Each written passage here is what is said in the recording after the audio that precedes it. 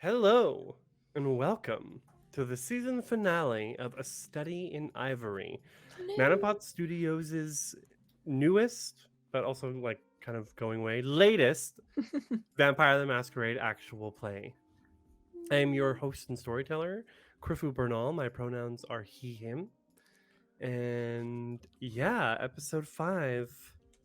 Here we go. Mm. Let's meet our cast and crew. Marcus, start us off. Well, hello there, everyone. I'm Marcus, known as the Individual Online, and I play Maxime Toussaint, the resident Tremere, haunted person, voices in hand, and troublemaker. And I am very, very, very excited about this finale and looking forward to see what unfolds. Glad to be here. Anya. Oh no, it's me. Hi. I'm Anya, pronounced she, her. I play Adelaide Villeneuve, disaster lesbian and fashion designer for the rich and famous. And I am, as I said, very nervous. We'll see how things go. Henrik, hello. Hello there, I'm Henrik, also known as the Weaver of Worlds, and on this wonderful evening I will be playing Rainier of the Ministry, troublemaker extraordinaire, hacker extraordinaire, NFT purveyor, and all-around asshole.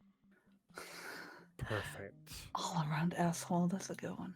And Inez. Hi. Hello. My name's Inez. I use she, her pronouns. I'm just gonna drag this out as much as possible so we can have a very long session so this never ends. Yeah. Yeah. That's not how this works, sadly. I tonight I'm playing Megara Monet for the fucking last time, at least for now, for a good long while. Our resident brick house and even more disaster lesbian. I'm very excited, but I'm so sad it's gonna end.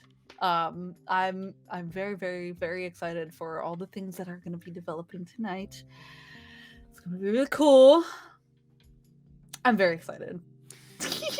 It makes me so happy how excited you all are about this chronicle and these characters. Not that I'm not also excited, but that for a storyteller, having the players be so involved is really a gift. Is very much a gift, and that is what I think separates Vampire and World of Darkness games apart from the pack. Is the way, especially the way V5 gives the controls to the player characters. You want whatever kind of characters are in your backstory to deal with. You want enemies, you want rivals, you want mentors, you want lovers, you want exes, whatever. It's all there. And I just want to say thank you for a great season. And thank you for running it. You're amazing.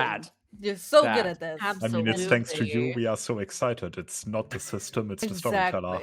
I appreciate that. There's a lot about Vampire the Masquerade that for me as a storyteller is just, it feels often like coming home. And I've had a few friends who have played, D&D or Pathfinder, D20 based games, very combat sort of dungeoneering games, and they enjoy it. They're okay. Rules aren't their forte, but when they come to Vampire, it's like it's like the first time all over again for a lot of them. That's how I felt too.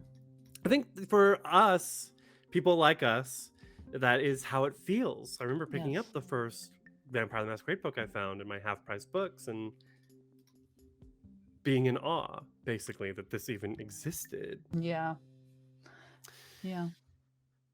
Anyway, we have a lot to get to tonight. It is our season finale, and who knows where it's going to go. So without any further ado, Marcus, please take us to the movies one last time.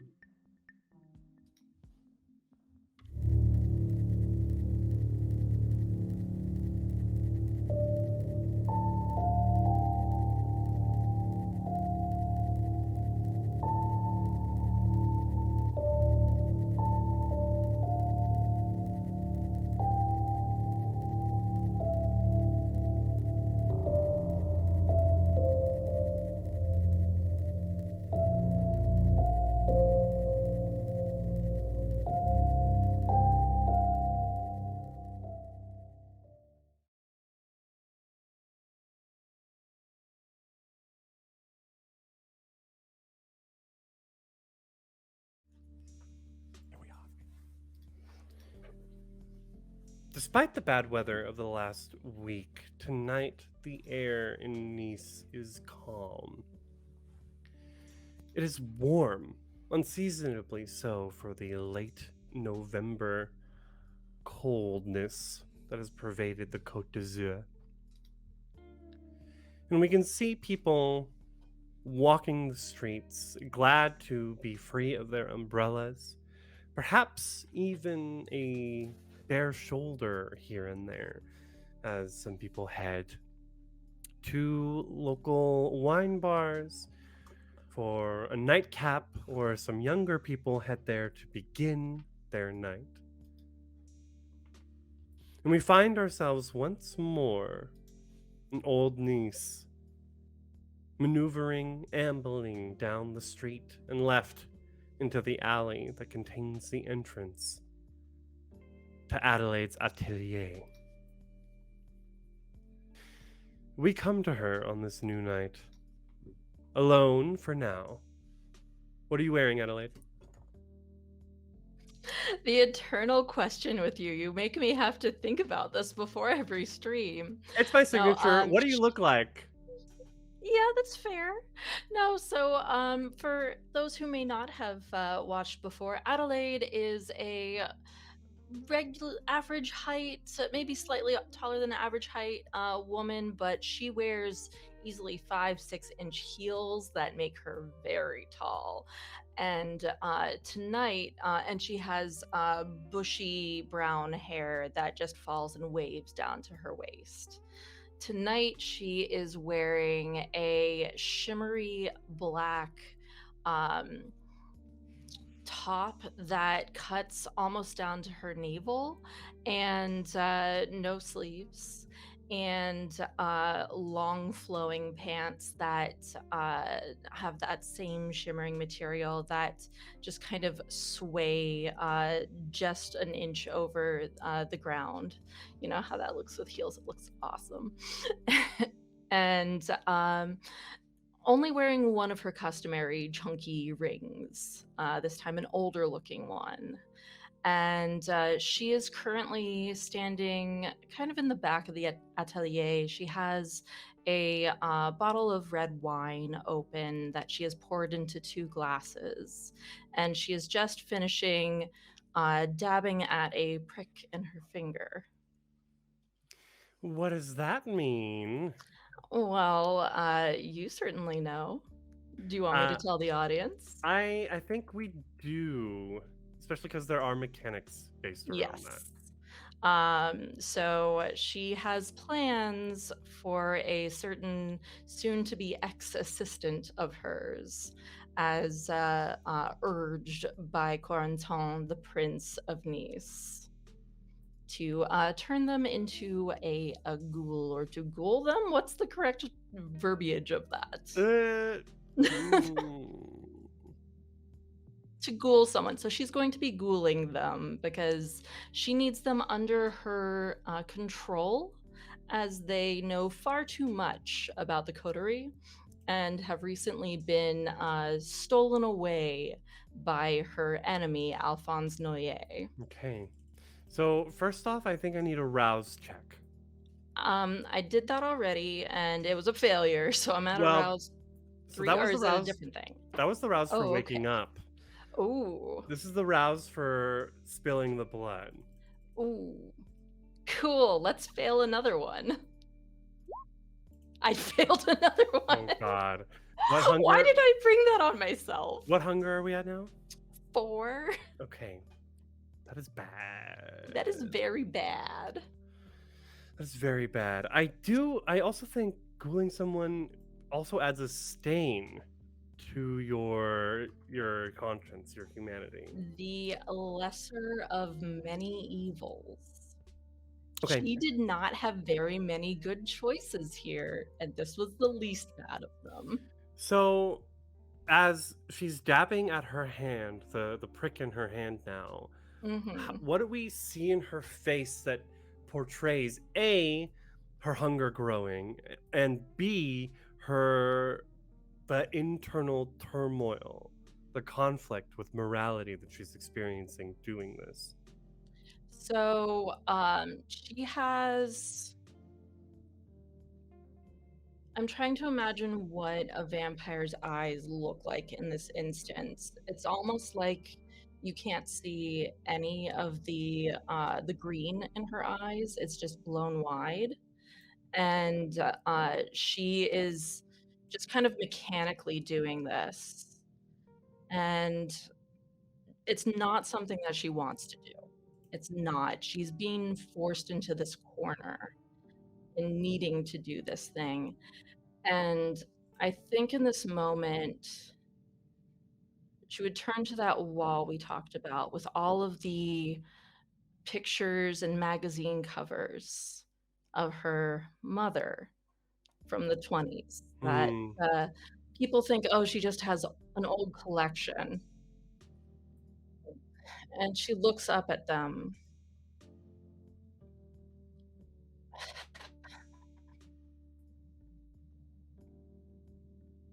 Grandma, I wish you would have let me know you. I wish you could have been proud of me. Maybe things would have turned out differently, but then I never would have met Meg. I never would have met the coterie, and this is something that I have to do for them. I'm proud of who I've become in a way, but yeah, even if you couldn't see it. And she looks at her finger, dabs at it one last time, and shakes it. At that point, the atelier door opens and in walks Alex. Their green mohawk, completely no gel tonight, so it's all just coming down one side their head. Wearing probably a light rain jacket just in case the skies aren't completely clear. And with their messenger bag. Bonsoir, Adelaide. They nod. You wanted to see me? Alex, yes. And she clicks over with her heels to grab the glasses of wine, and it's just a matter of show for her. She's not going to try to be able to drink it, but she hands off the tainted one to Alex. Well, you are on contract for 3 more months. Yes.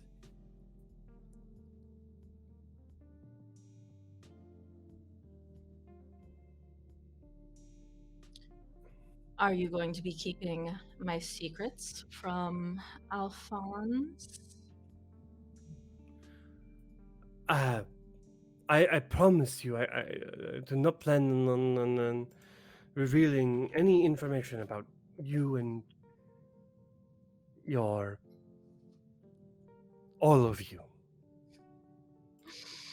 Adelaide pretends to take a sip of wine. And then Alex sort of responds and takes a sip and then takes a second sip, like a deeper, stronger one. And they take a breath. Oui, Adelaide. And they smile at you, like a genuine smile that you haven't seen in a few weeks, between the stress of the latest fashion season and the tension between the both of you arguing over this money thing. And the gambling debts. And the gambling debts. This is the first time Alex is like looking at you with like real warmth in their eyes. Mm-hmm. I promise you, you have nothing to fear from me. I will do my best to protect you and everything we've worked towards.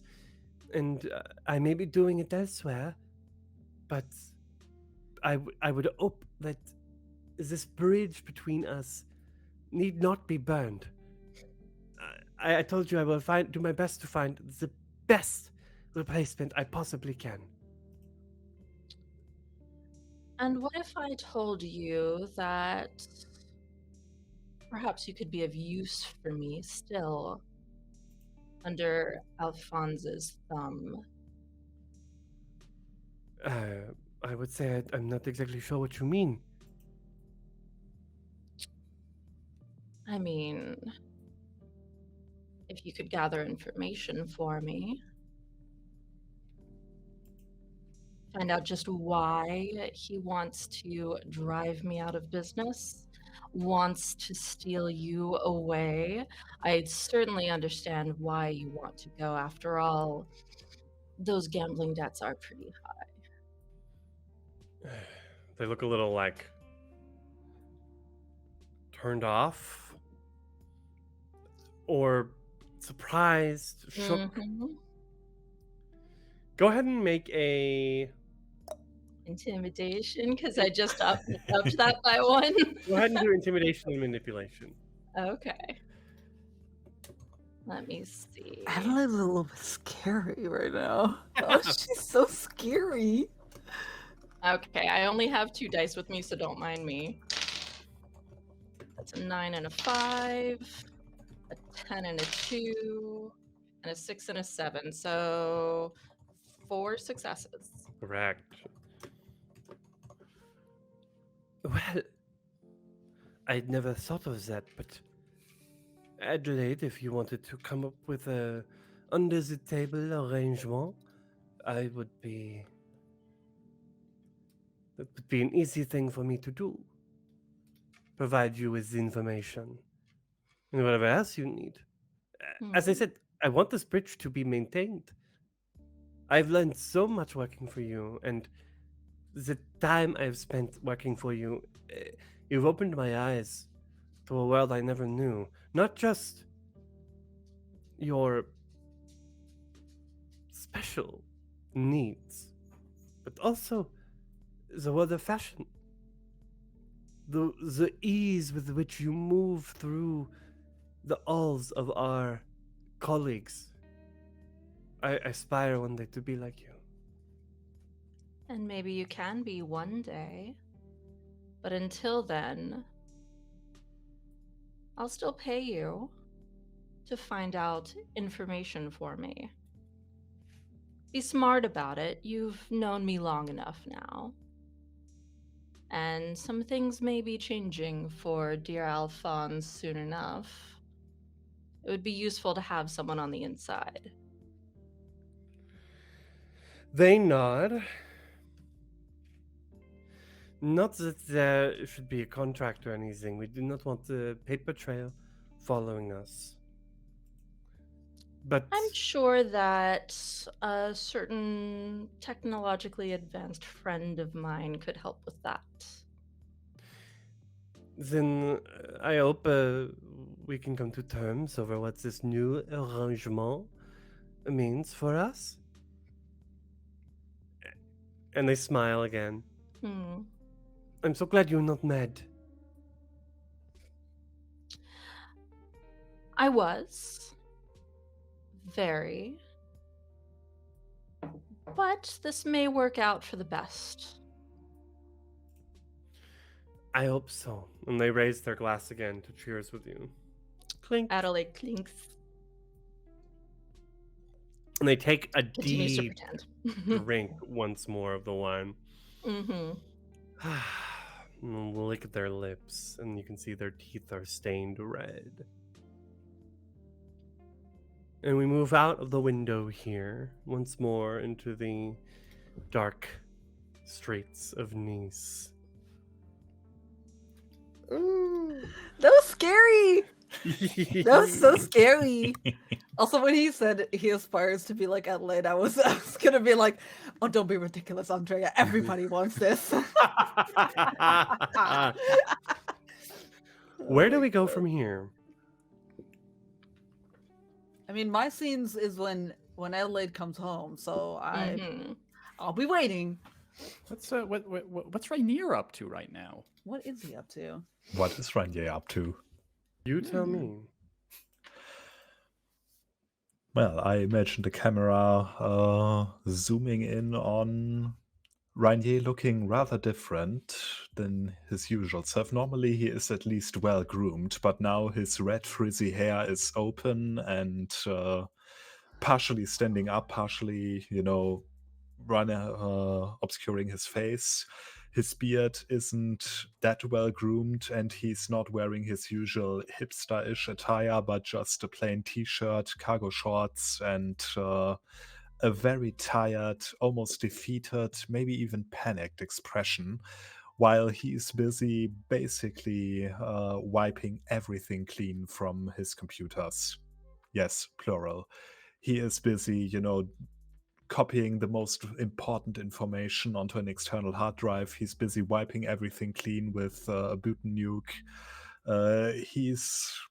He has some computers already set out in front of him and is in the process of dismantling them.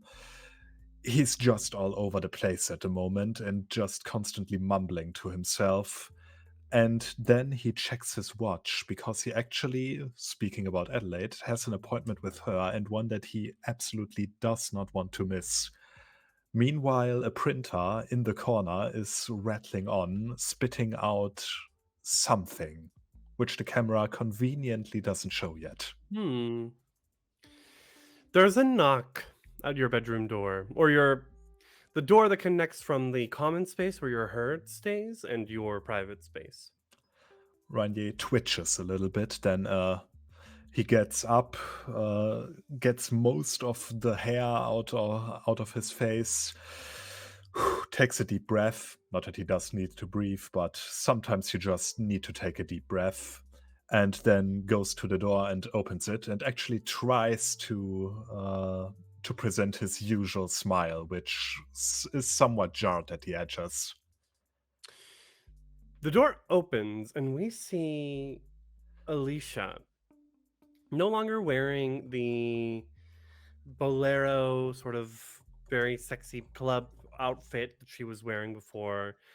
She's definitely settled in to your space, and she still looks nice. Makes an effort to comb her hair, to wash, but she's traded the very slim shoulder jacket for like a super dry hoodie.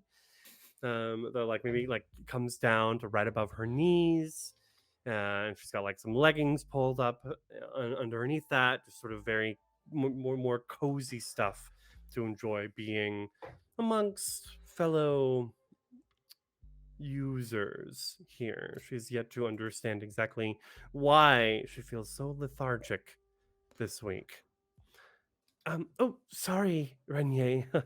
Didn't mean to freak you out or anything. It's nothing. I'm just a bit under the weather, but it's all good. What can I do you for? Well, so the other people were saying that you're asking some of us to leave.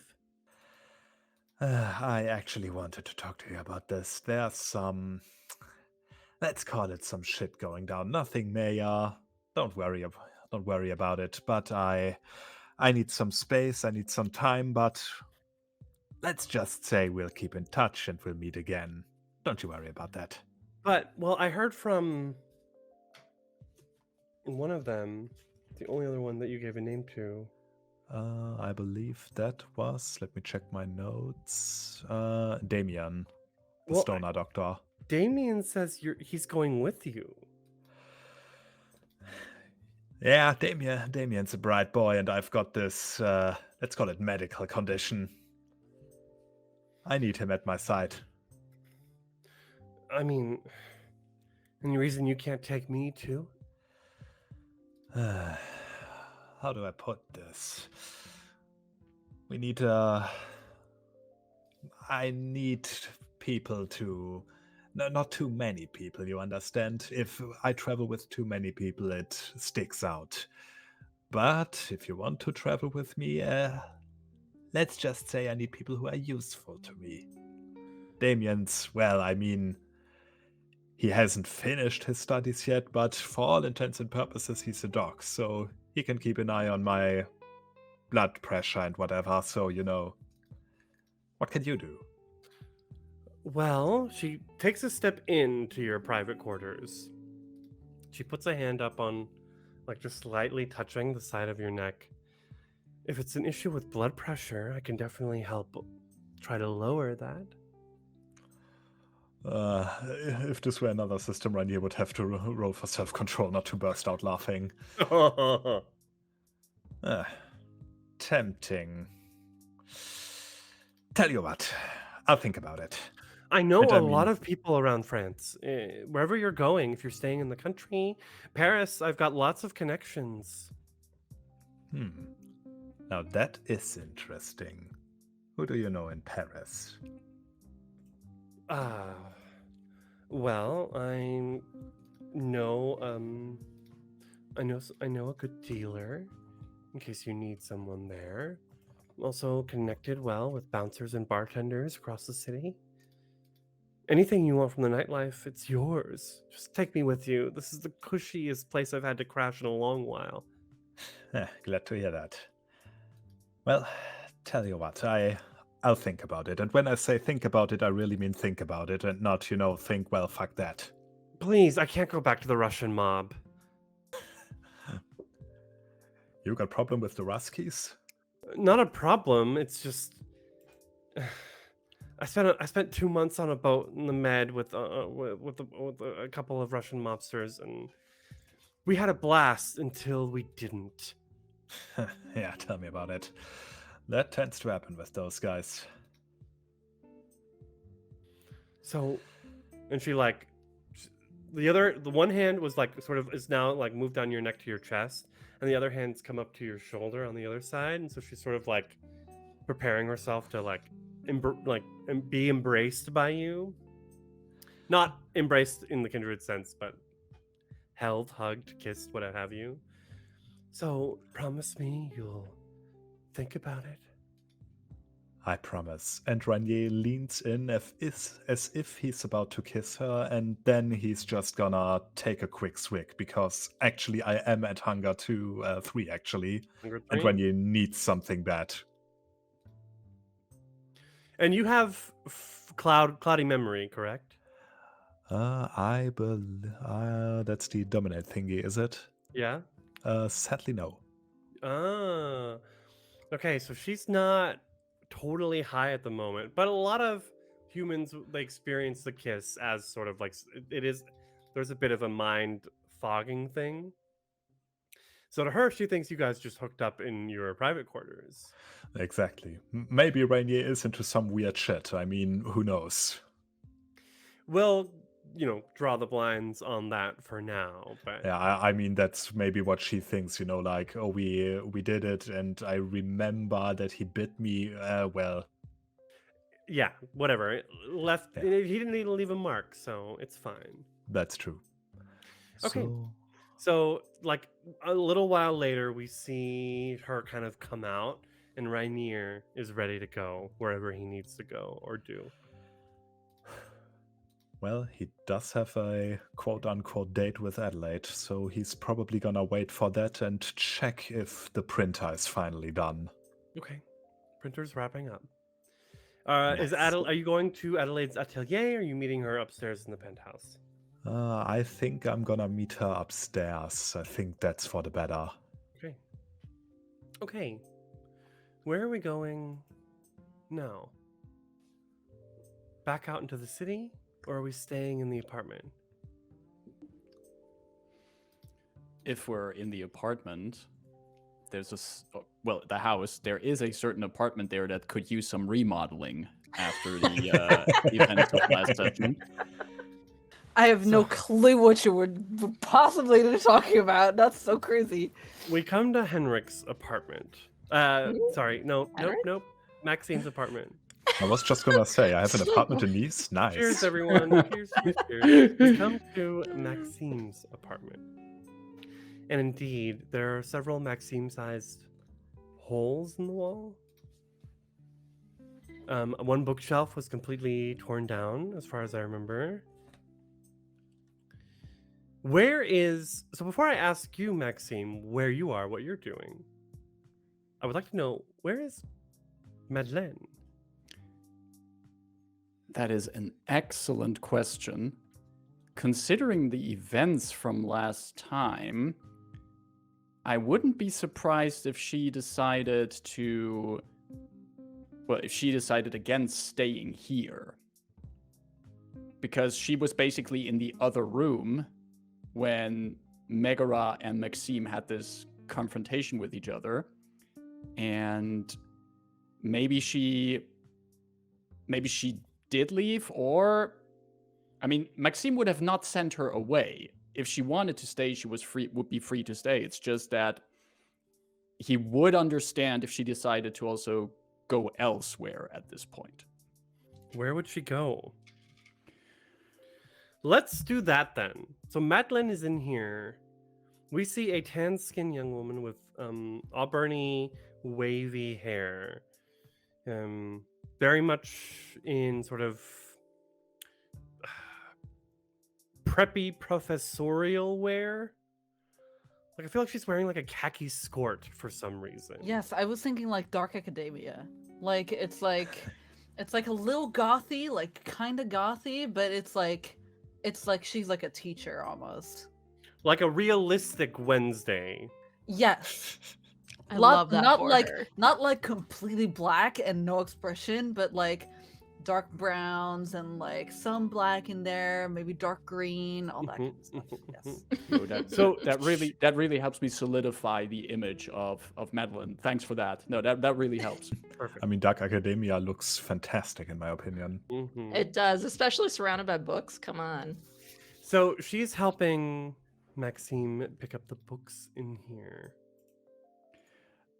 And Maxime would, after the confrontation with Megara, he basically just slumped down in one of the remaining chairs, like one of these larger, soft chairs to really sink into.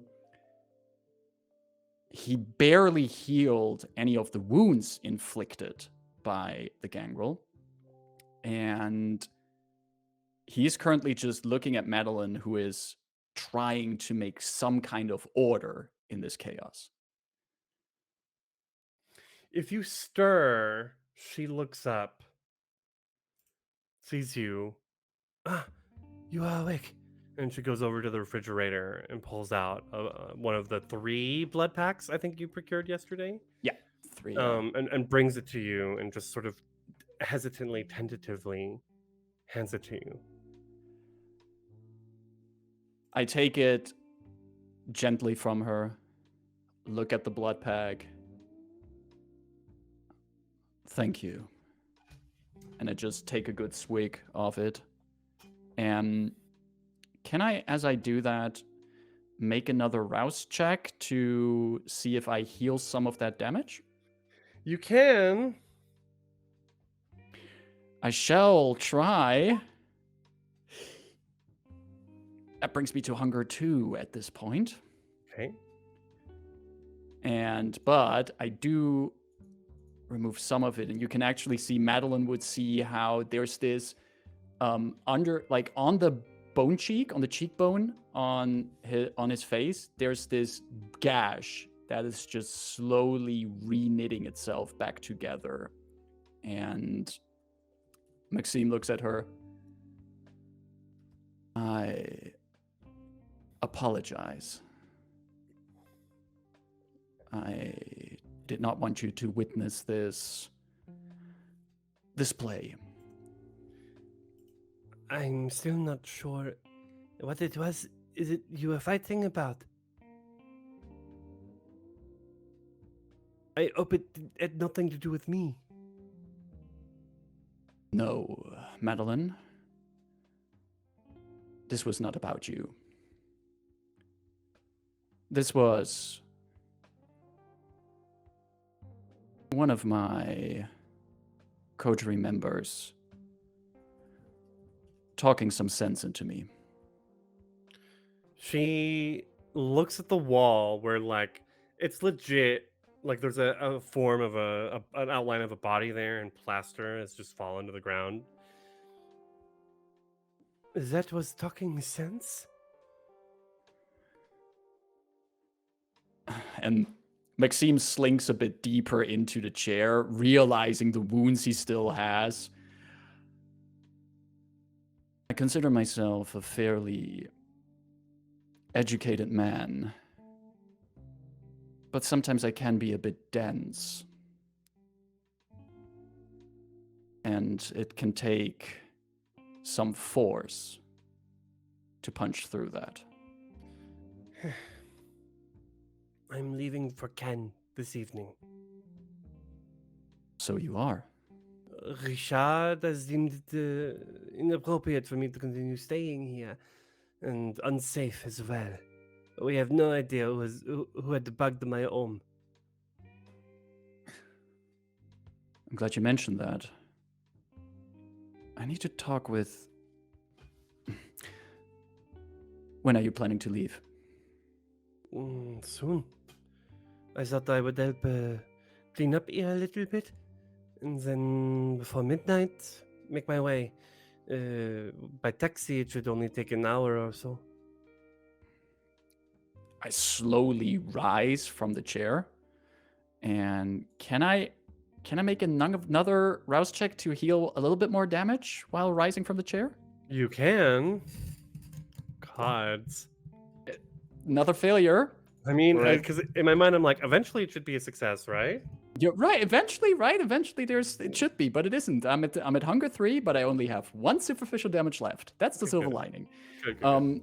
I rise from the chair, and like you can see, like there's part of my shoulder like popping back into place, and my arm settling back into place, and I say, "You've been doing some reading while you were here. Did you get to finish whatever you started reading?" Well, I've learned a lot about ghosts from your library. But I look around like at the mess of the books, and there's probably some kind in my collection of occult books on ghosts. There's probably some kind of book that have myself read a dozen times that I practically know by heart. Some not too rare book on occult knowledge about ghost summonings and stuff like that. Sure. And I pick that up. I see that there's some splinters from the shelf on it. I wipe those away. And I hand it over to Madeline. She accepts it, looks at you questioningly. Reading is good for you.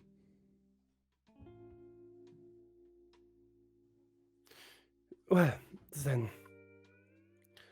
It has been most illuminating staying with you, Maxime. And I thank you for all that you've shown me and niece. I hope we get to meet again. I hope so as well. And she nods. Thank you for this, and references the book. And then we'll return to the guest bedroom and collect her things and make her way to Ken. And as she is like back in her room, I look at the mess, and I'm just waiting for the suit to appear somewhere in my vision, in my line of sight somewhere. Maybe even seated on top of the mess that's there, like in a kind of a cocky pose. He's sitting there, Sure. just looking at me, and I sigh. Was If I had a girl like that in my apartment, I don't think I'd let her leave with a book. was that the kind of entertainment you were looking for? Reading? Yeah, sorry. I was thinking about my confrontation with Megara. That was pretty sexy, I gotta say. But no, I was looking for something a little more low-key. Some fine dining. Maybe some betting. But fighting. I don't love fighting. I like killing. Killing. I look at And you haven't done any of that. I mean, you're drinking out of fucking plastic bags. I'm looking at wherever the axe is right now. Where is it? I think it's leaning against the chair where I just sat in. And I walk over to it. Just for reference, this is like a real serious big axe. Mhm. And This is not something that I could hide in like a bag or something. That's not something that No. I could. This is no conceal carry kind No. of weapon. Yeah, It's not like a great axe, yeah. but it's a well, not modern because it's like at least like 30 years old, but Gotcha. it's All still right. a good hatchet. Yeah. The So I best pick that it up. money 30 years ago could have bought. I pick it up. I'm not sure. Maybe that killing part will still be something you get to witness. Oh yeah? I felt that hunger inside of you, friend. I know you want it just as bad as I do. But I want it in a way that doesn't drag these people with me. Huh, your friends? I see how they treat you, and he looks at the dent in the wall. I just glare at him and say, don't you even dare talk like that about them. Okay, a soft spot. Good to know.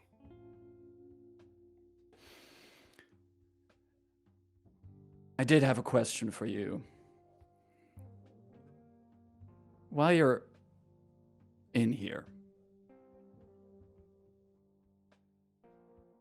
if I were to die, what would happen with me?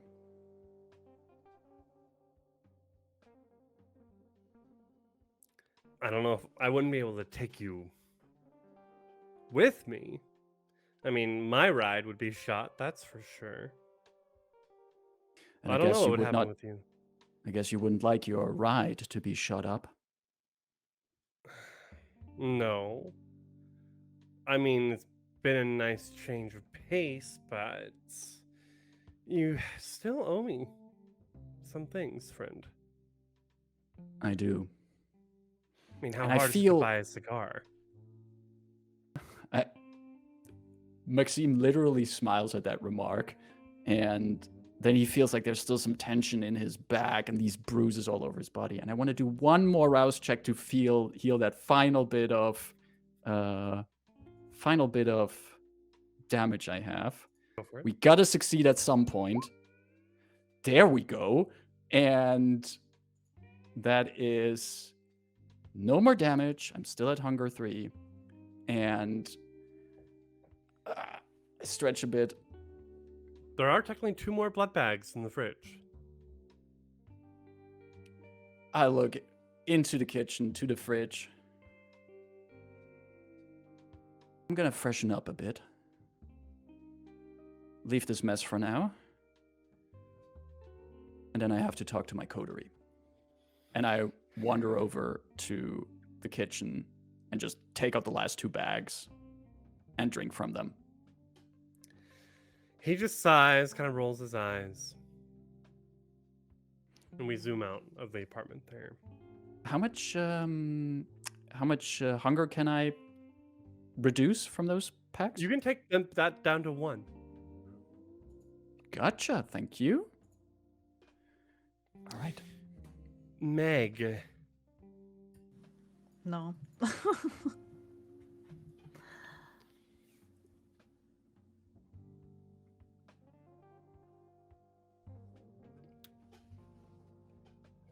Adelaide isn't answering your texts. I mean, I didn't text her. I have not contacted her. Shit. So neither Adelaide nor Meg have. They've been no contact for There has a been day and a half. no contact. I mean, Adelaide's been busy. This is pretty normal for her right now. Okay. She's had a lot happening.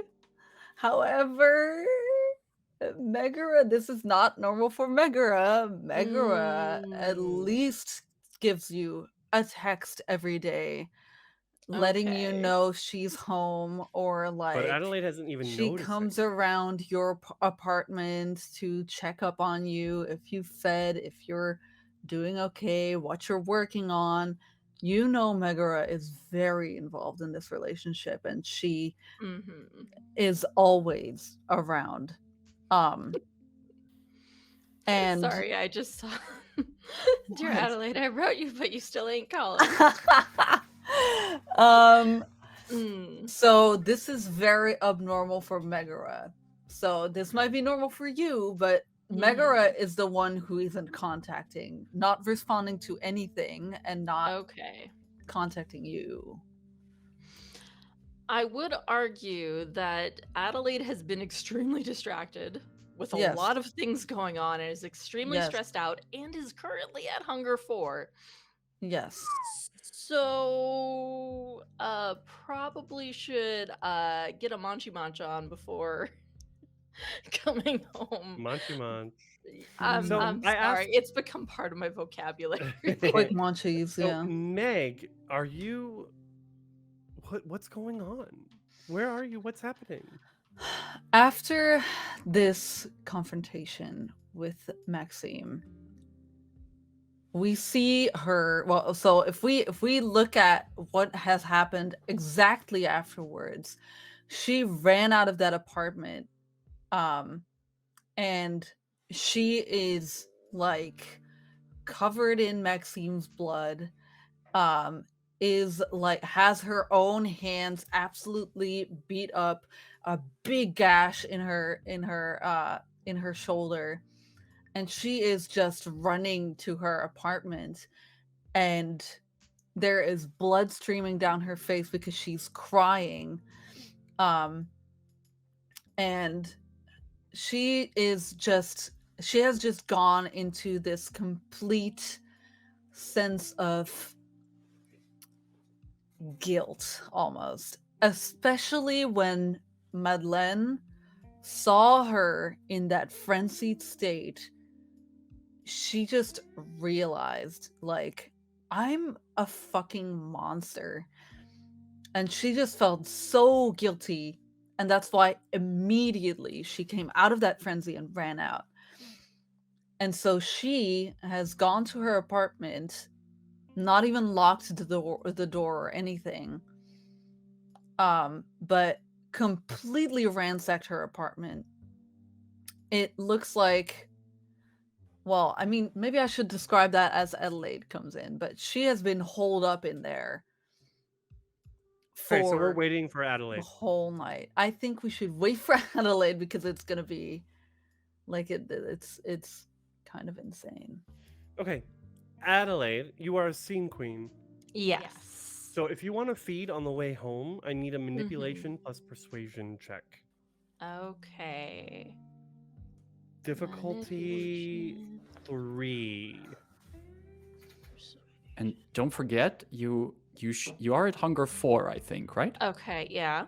That means 4 of those dice you're rolling are the hunger dice. So we need to Okay. we need to keep track, like, how many successes you have on the hunger dice. Okay. It, So I'm rolling 4 for manipulation to start. So those will be the hunger dice, just to make it easy. Okay. I have a 6 and a 3, so that's 1 success. A 9 and a 3, so that's 2 successes. Got it. And then it was persuasion. Mhm. Would body language go with this? No. No? Okay, so 2 more. 2 successes, a 6 and a 9. Okay, so 4 successes total. You're able to, if you want, you can regain up to 2 hunger. Okay. Okay, cool. So Adelaide's looking decent when she finally steps into Meg's apartment. Oh, okay. So she comes in, I guess. Okay. So the door is like not on its lock. Like she hasn't turned the key at all. So you like turn the key and it immediately clicks open, and that is already like Suspicious. yes, that's already suspicious. And then you push this door open and it creaks, which it normally does not. And you I wish see I hadn't muted myself because the door literally just creaked right as you said that. that is funny. But no, it creaks, which it normally doesn't, and you can see that the door is like off of its hinge a little bit. Like it's a little be worse for wear. And you look into the hall and you see, as if a tornado went through this apartment, there are claw marks on the wall. Some of the busts that she had of Greek gods have been toppled over and broken on the floor. The kitchen looks an absolute mess. Glasses are broken. Her couch has big holes in it. And you can just see this path of terror leading to the bedroom, where the bedroom door is completely off. It is off of both of its hinges, like laying, like leaning against the wall, but it's like so if this is a door, it's like it went in and then it went like that. So it's like leaning against the wall, like, and her bed sheets are completely off. You see ripped clothes, and there in the far corner of the room, you can hear her at first, by the way. Like when you get closer, you hear her heaving, crying, like in hysteria. And you see a little bundle of Meg. This is the tiniest you've ever seen her, since if we are going to describe her, this is a 6'2" or 3 woman, who is normally a big built woman. She has all these muscles and she's very, very trained, and she's a gangrel, and she has these big curls that are like swept to one side, like jaw length. And she is always seen in a suit. And this is the tiniest you've ever seen Meg. She is in this corner, complete fetal position, and she just looks like a little mouse. Like she's just so tiny, and you can see like her one shoulder that has a gash in it is like towards you, but you can see that she's wearing her shirt still and her tie is still there, and you can just see her being absolutely just the tiniest she's ever been. And before like even questioning anything, Adelaide like is immediately rushing over and just wrapping her arms around you. She jumps at first, but then she recognizes your scent, I think. And she starts crying louder. And she pulls your head into her shoulder. I don't know what happened, but it's okay. I'm here. I'm here for you. What happened? You should not be here. I will always be here for you, and you know this.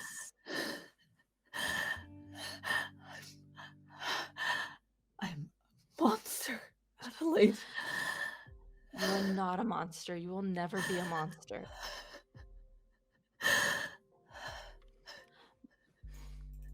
Monsters fear you, but you are not a monster.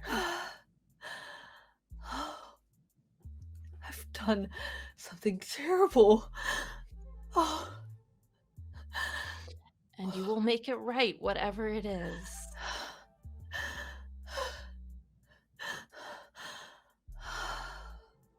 Just breathe. You don't need to breathe, but breathe. I think with crying, like her, whatever she's doing there is just breathing loudly. And she just goes, I lost control. I didn't know who I was. It was very scary. looking back, it was terrifying. What must Remind me, she was the think of me? sorry, just remind me, it was the ears that changed, right? Yes, so you Okay. see at this one ear being kind of pointier than it was normally. Okay. And you also see still her claws, like her feral weapons are out. Mhm. Her teeth are still like a little sharp, and of course those cat eyes, which are Mhm. now sadly like clouded with blood. Her face absolutely covered in blood, and also her Mhm. her white t-shirt is not only stained with Maxime's blood but also her own. Mhm. um and she goes, I I confronted him. He's been outrageous these last couple of days. I have no idea what has come over him. He told me he's seen Lucille and talked about what we have done. This is something that could be massively repercussive for every single one of us.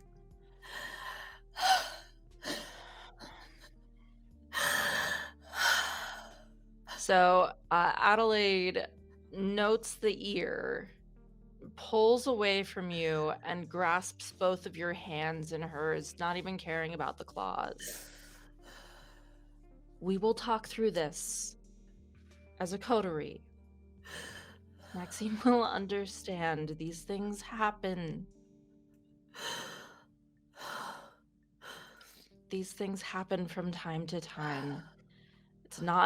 It's something that we wish we could control better, but I'm here for you. Just calm. I can hold you as long as you need. We'll get through this. I'm here as long as you need. Longer.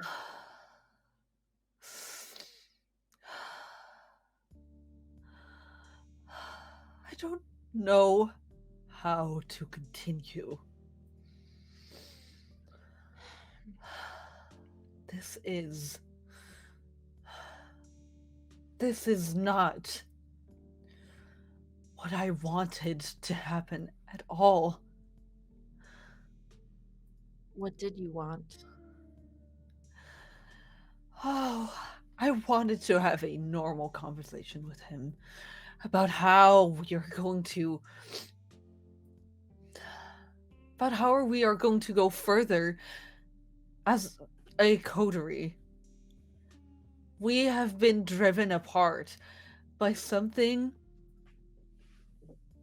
that is completely trivial.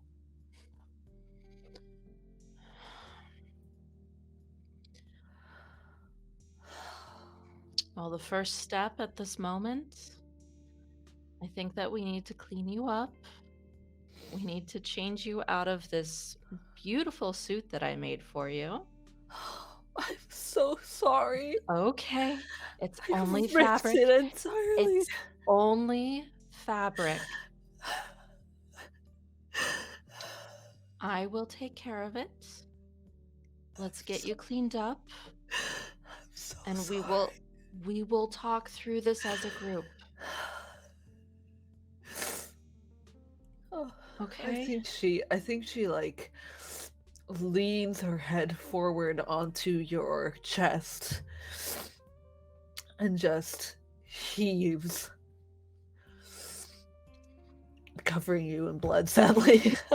I mean, she's wearing black, and the middle where your head is not covered by fabric at the moment. So, it's just blood all over the skin. And I think her next step would be to get up slowly, and then try and wipe it all off and get herself cleaned up. Adelaide would lead you into the bathroom and just baby you and do everything for you. Which she feels very guilty for, but completely gives Hmm. herself to that. Adelaide, Yes. you have, let's say, an appointment Mm-hmm. with Renier. Is this going to delay you? Maybe a little bit. Okay. Half hour, hour. Okay.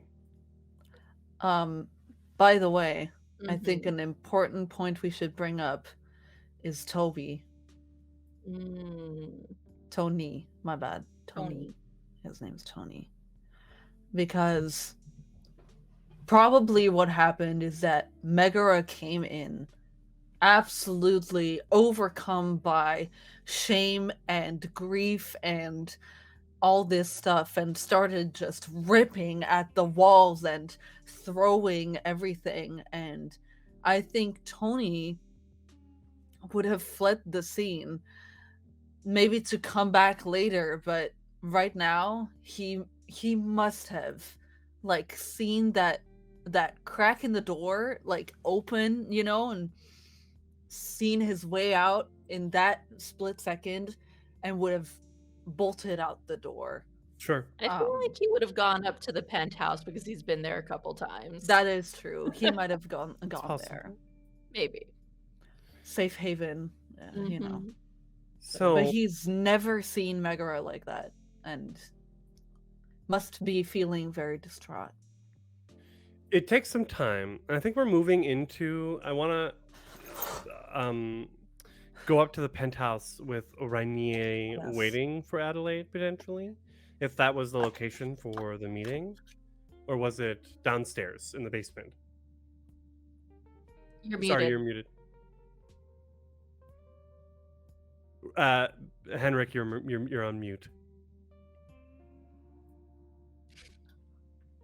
Brilliant of me as always. I said it would probably. I think it was originally his place, but her place is just as good. Either way, Either let me know. one. Okay, so down in the basement, we'll wait for Rainier. Rainier is waiting for Adelaide. So before we move into that, because I do feel like might be the beginning of the coterie sort of coming together scene. Mhm. I have a question. At the end of our chronicle of this season, I have to ask this question. Who do you think should go home tonight and why? No, I'm kidding. The question is, who feels like their player character is suffering? Adelaide?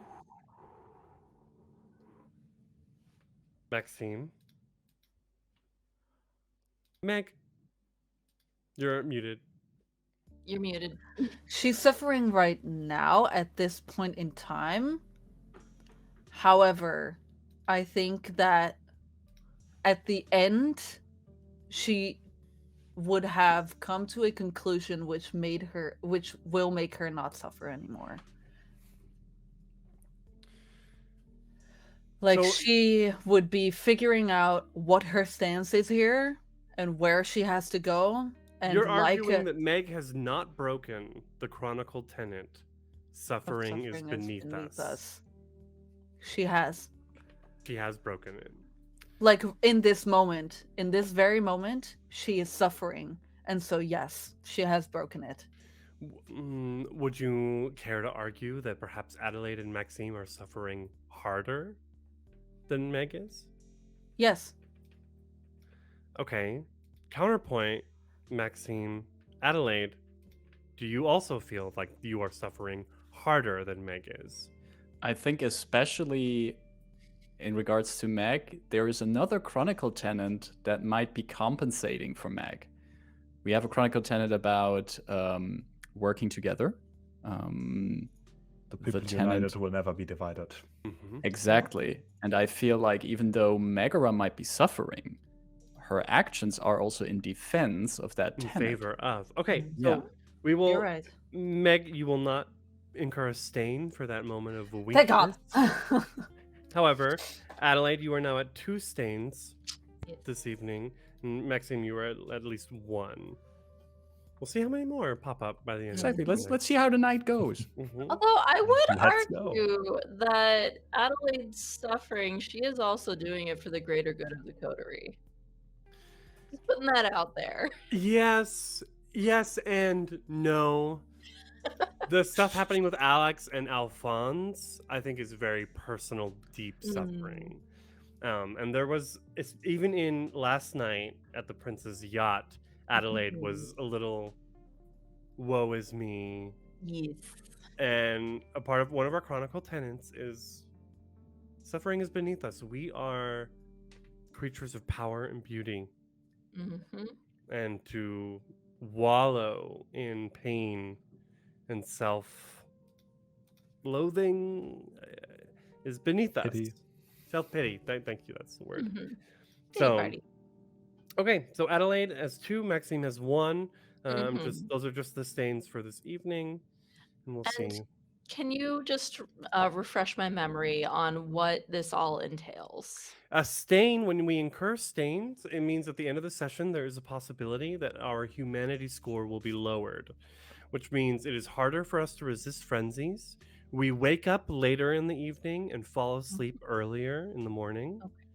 And it is harder to maintain certain human aspects. Okay. So bad for Adelaide's business. Yes. Yep. Okay. We eventually see the elevator heading down to Rainier's basement abode, and Adelaide stepping out. Just checking to make sure she got all the blood off her chest. Avoiding the den. My brain went den of sin, but it's You might be surprised to see that the den has been cleared out. The den of sin. That's good. That's I mean, it really fits. good. There's 2 people left in there. One is familiar to you, Damien. The other one's new. You haven't seen her before. But for the most, you're surprised at how clean and clear, and they're actively like picking stuff up, moving it, cleaning up this place as best as they can. Which has her her hackles have rised. So I can't do past tense right now. Anyway, yes, that. Yeah. She's like, the fuck, as she goes and knocks on Renier's door. Well, as before, Rainier will open the door, not looking as good as he usually does. Not as well groomed, not as in control. He looks like he hasn't slept in several weeks. You wanted me to see you. I did. Come in, this is important. Right. She closes the door to the room behind her and looks around. Well, his room looks not much different, but some of his computers are laying on the ground and, being disassembled. Also, some of the pictures that hang on his wall, the snakes with the 3D glasses and false teeth and whatnot, some of them are either taken down or he has hung something else over them. The things he had printed out earlier, where some things are written down on. He points at the first one, which reads, "The Inquisition might listen in. Don't say anything that might set them off." While he points at that, he looks at her straight in the eye and says, "I love you." That is an interesting statement to make. He points at the second sheet. That reads, "The router in Madeline's house transmit to the Vatican, most likely." What he says is, no, I mean it. I actually do mean that. The first time I saw you, I knew you were the one I need, Eddie. My undead rose, my reason to stay afloat. How can you be so sure that that is something true? Ugh. He points at the next sheet. It says, I will leave the city for a while. You are free to stay, but if you do, be extremely, which is all bold and caps, careful. I know it in my heart. I know it as much as I know that my hair is red or that I have this beast inside me. I'm sorry, but I simply do not feel the same way about you. My place is here beside Meg, and I will stay by her side as long as I must. He points at the next sheet, which reads, we need to meet with Maxie and Meg ASAP to talk about what we need to do. Well, what about Meg? What about Maxime, for that matter? Why don't we just talk to them? I need to get this off my chest, I really do, and if I cannot be with you, if it means being without you. Fine. If that's the case, then let's all have a meeting. Let's chat. He points at the last sheet, which reads, the situation is dire, but not hopeless. Suffering has never touched us before, and it shan't now. We stand united, and we will meet again. Out loud he says, Eddie, that's what I love about you. Then he points at something slightly smaller written on the last page. Also, I sent you 2,000 euro for this talk. You better appreciate that. Oh, it's gonna be a bit more than that. And with that, he sits down and just, well, go then, tell the others I need to tell them. Fine. Where would you like to meet? Let's say your And she place. I want points to. I was gonna say she points upstairs. Yes, let's do that. I just want to see that place one last time before, well, you know. Fine. I'm sure it will be an interesting conversation. Sorry, I don't share your feelings.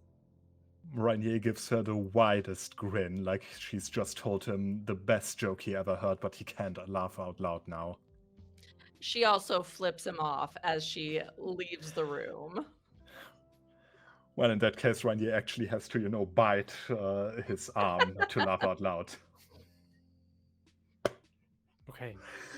Well, he feels better now. I mean, the one who's suffering the least, arguably, is him at the moment. This is just hilarious to him. Oh, yeah. So it sounds like we're all gathering back up in the penthouse. Mm-hmm. Who comes in last?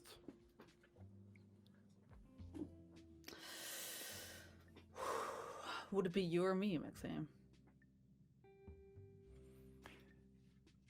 Adelaide did already at least take a little bit care of you.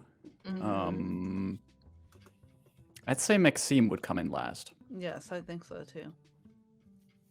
Especially if And- you're like working on your apartment and stuff, neatening it up. Yes. And Maxime comes in to the apartment, sees the rest of the group.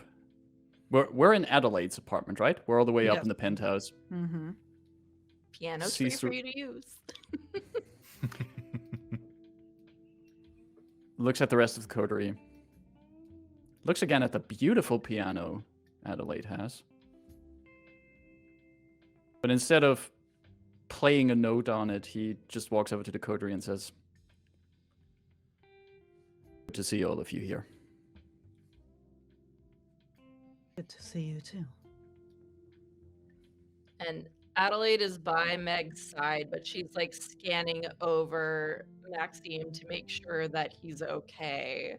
Because she's very much, I've realized that she's very much like the mama bear of the coterie. Are you like, question, Adelaide, are you holding on to Meg in any way at all? Like, are you like, Absolutely holding her hand. then you can feel that she's squeezing it. Mm-hmm. And Adelaide squeezes it back. Maxime sits down in one of the chairs, lets the silence linger for a moment, and then turns to Rainier and says, "Did anything come up from checking Madeline's apartment?" No, absolutely nothing. Things clean as a whistle. Rainier takes out another printed sheet of paper where it says, "We might be being listened to. Don't say anything." Can I'm trying to remember from last time, but can I use my aspects, my heightened senses, to listen for any bugs or anything in the apartment? You can. It's going to be difficult because you're Mhm. listening for like super tiny electrical things. Yeah. But yes, so you can use for heightened awareness. I think you roll awareness plus wits plus aspects. Yes. Okay. Aspects is wits plus resolve. Heightened senses, No, rather. no, like the dots you have in aspects. Yes. Oh, Oh, you mean I wits plus resolve? Wait, what? That's for when something's too loud and you're trying Oh, to, because okay. your senses are so. It's just what the dice pools thing says, so I wasn't sure. Okay, so what is it again? So you're gonna roll awareness plus wits plus your aspects, number of dots and aspects. Wits plus the number of dots and aspects. Okay, so I'm Mhm. rolling 7.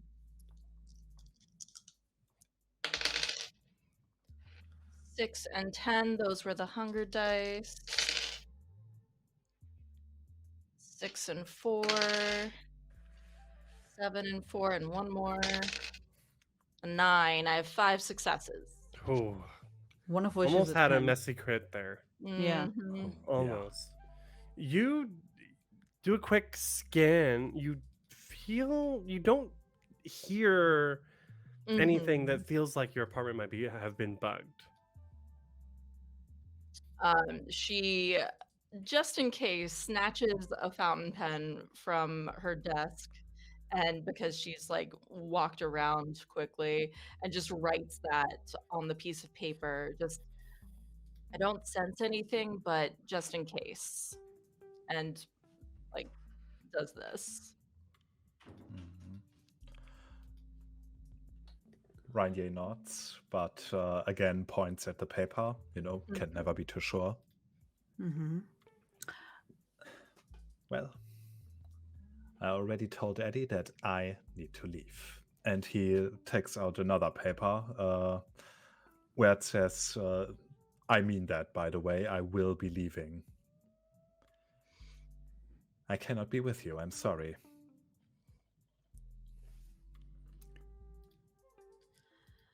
Karantan asked me to be seneschal. Did they now? I'm going to say yes.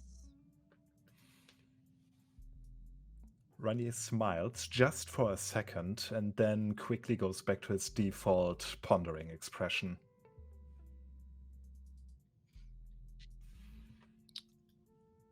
I figure someone here, and she looks at Maxime, needs to have a modicum of power.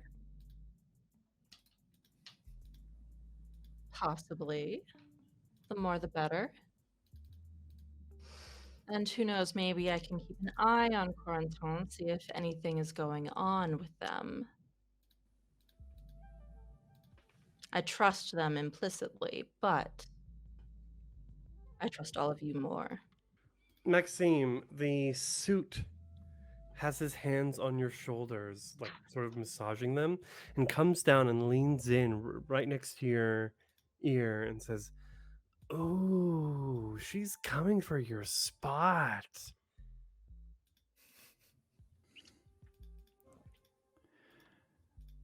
I ignore the suit, but I look at Adelaide. I'm sure we all will benefit from your position as seneschal. Corentin can use the help.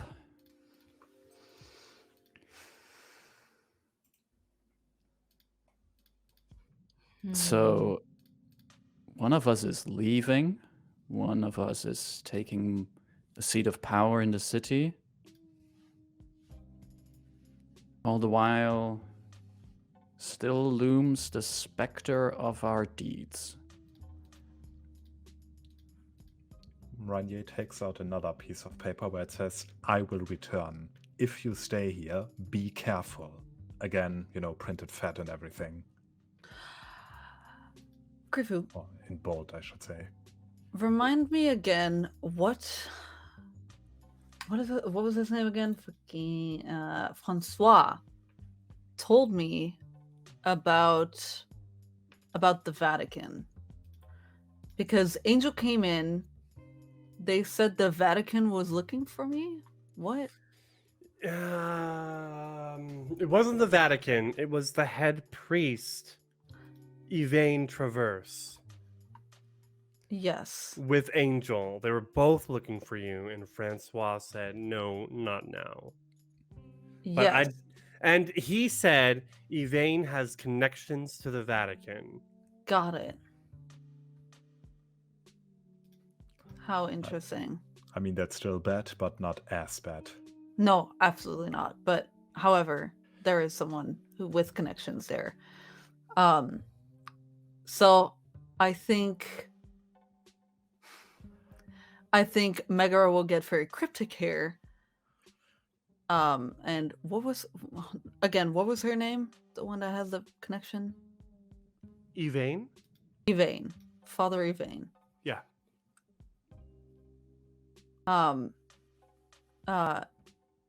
Megara goes, I might be listening a bit more to Father Yvain.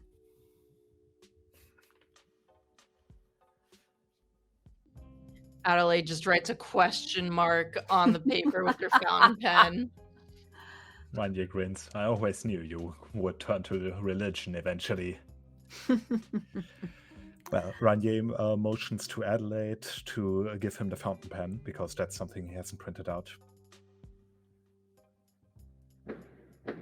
You're muted. You're muted. She points at you because this is a very nice, very old fountain pen and hands it to you. Like, I think Rainier has a surprisingly delicate handwriting, actually. Like someone who learned in school how to write pretty and all that. And he just writes down, "This isn't the end. This is a pause." And he gives her the pen back. So this is it, isn't it? We just say our goodbyes. Mac here joins the fucking cloister. Eddie becomes the seneschal. Maxime, I don't know what the fuck you are up to. And I don't know. Maybe I'll go to Paris or something. And no goodbyes, no heartfelt. I knew we wouldn't part ways with hugs and a nice goodbye party, but I would have at least hoped for a piñata or something. oh, I was Will- hoping to bake a cake. Will an apology do instead?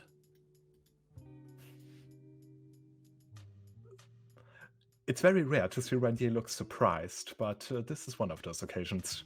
Megara looks surprised too. Same. In these past days, I have been, in my ambition, dragging you into things that you should not be further dragged into. I thought so. I did this for the good of our coterie. But it wasn't until a recent conversation, and I quickly look at Megara, that I realized how far I strayed from the unity of our coterie. So, if this is goodbyes for now, I want you to know that tonight I'll make sure none of you pay for the plans I have drafted.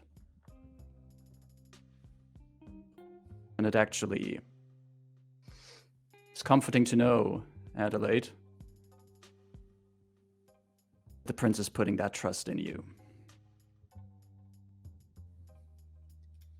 I won't say I wasn't surprised, No, but that you would be lying if you said that.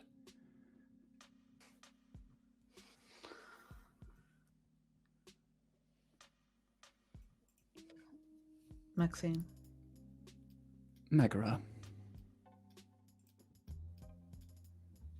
What are you planning?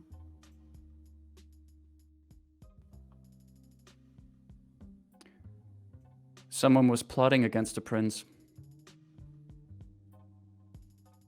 I'm going to turn them in. And he rises from his seated position, hands in his pockets, looks at all of his coterie members.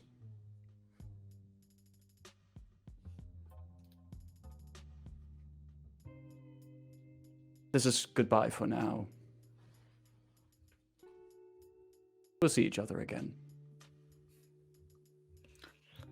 Megara stands up immediately, still not healed from her wound, so she gives a pained look as she puts a hand on her shoulder, and she goes, "You can't do this." I step closer to Megara.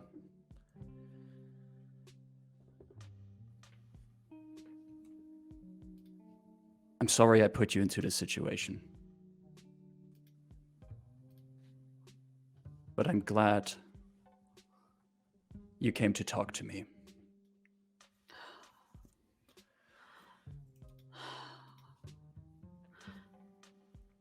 I take his hand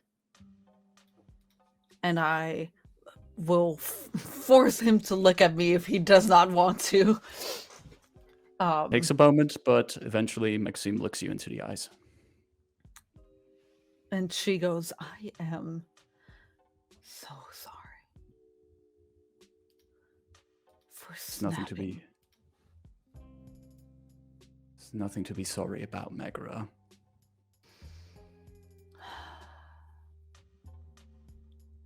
We are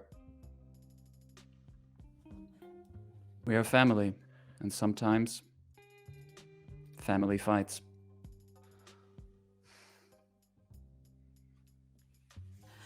Is this really the only way, Maxime?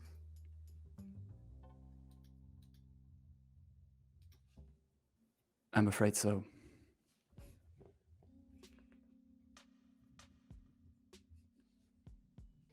Then I put a hand on his shoulder, and then I pull him in for the biggest hug, which is towering over you. So her arms are around your neck, and she presses you into herself. Maxime responds in kind, tries to wrap his arms around you, your large body, and he just really tries to squeeze that hug in. And she whispers really softly. She gets close to his ear. And she goes, "I did not think a goodbye like this was what you meant."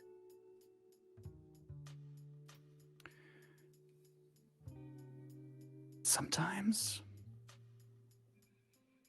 I can have a few surprises up my sleeve. Sometimes.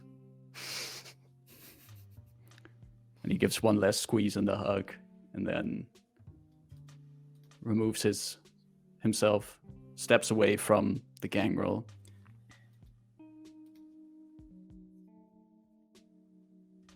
Rainier, when you're leaving this place, can we still use this apartment?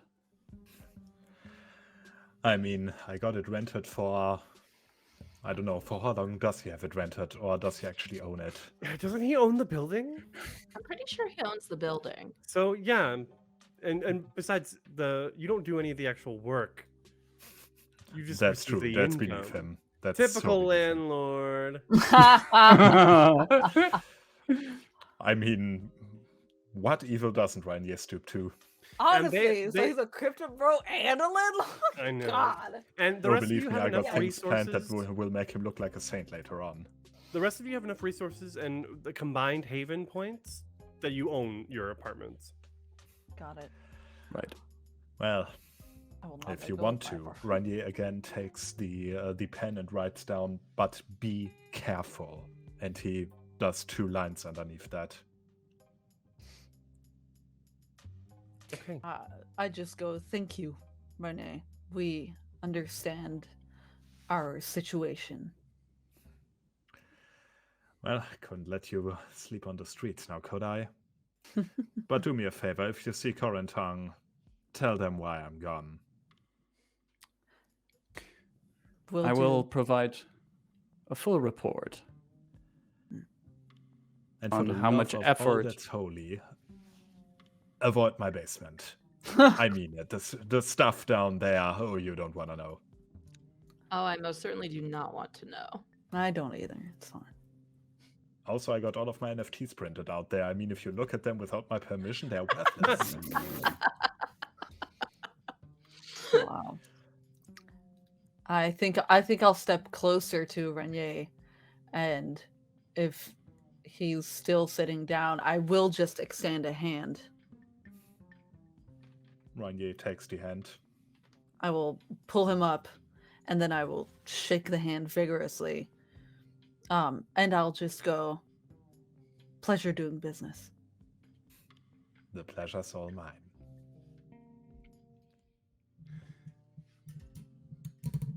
Three people are headed to the harbor. Together or separately?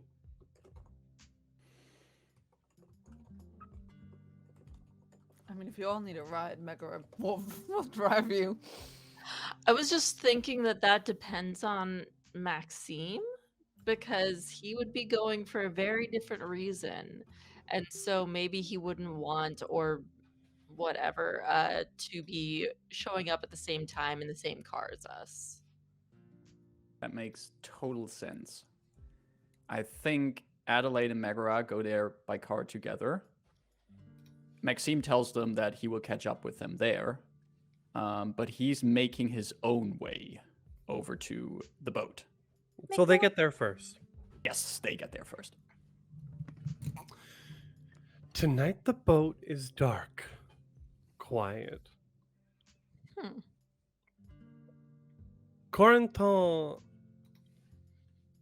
doesn't have parties every single night of the week, This is fair. but it is odd to see so many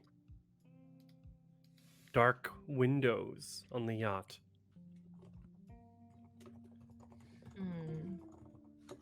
And when the two of you approach, a certain someone is standing guard on the gangplank. A certain someone named Raphael. Ah. Hate him. Love Raphael, entirely. the gangrel, is Yes. leaning up against the gangplank. Oh, haha. Look who decided to show up. Welcome aboard, ladies. Hi, Raphael. Hi, Meg. Miss Villeneuve. Hello there. So lovely to see you again. Hmm. That brings a questioned look to my face. What is your business here this evening? Does the Seneschal need a reason to show up? Forgive my impertinence, madam. I was not aware that you had taken on a new title. It's new. Then, you and your consort are free to board. This is all FYI weird AF. Yes, If this you is haven't very weird. if you haven't picked that up yet. Okay. Cool, Yes. cool. Yeah, 100. Raphael being here, point one, is weird. Mhm. The fact that Um, he's checking who you are and whether or Yeah. not you have Mhm. permission to board, no, weird. yeah, Yeah. very weird. Oh, that makes me a little bit scared. Anyways, I Yeah. think we go on the boat and I just lean over to Adelaide and I go very softly, I go, "So I'm your consort now." Hmm. Apparently so.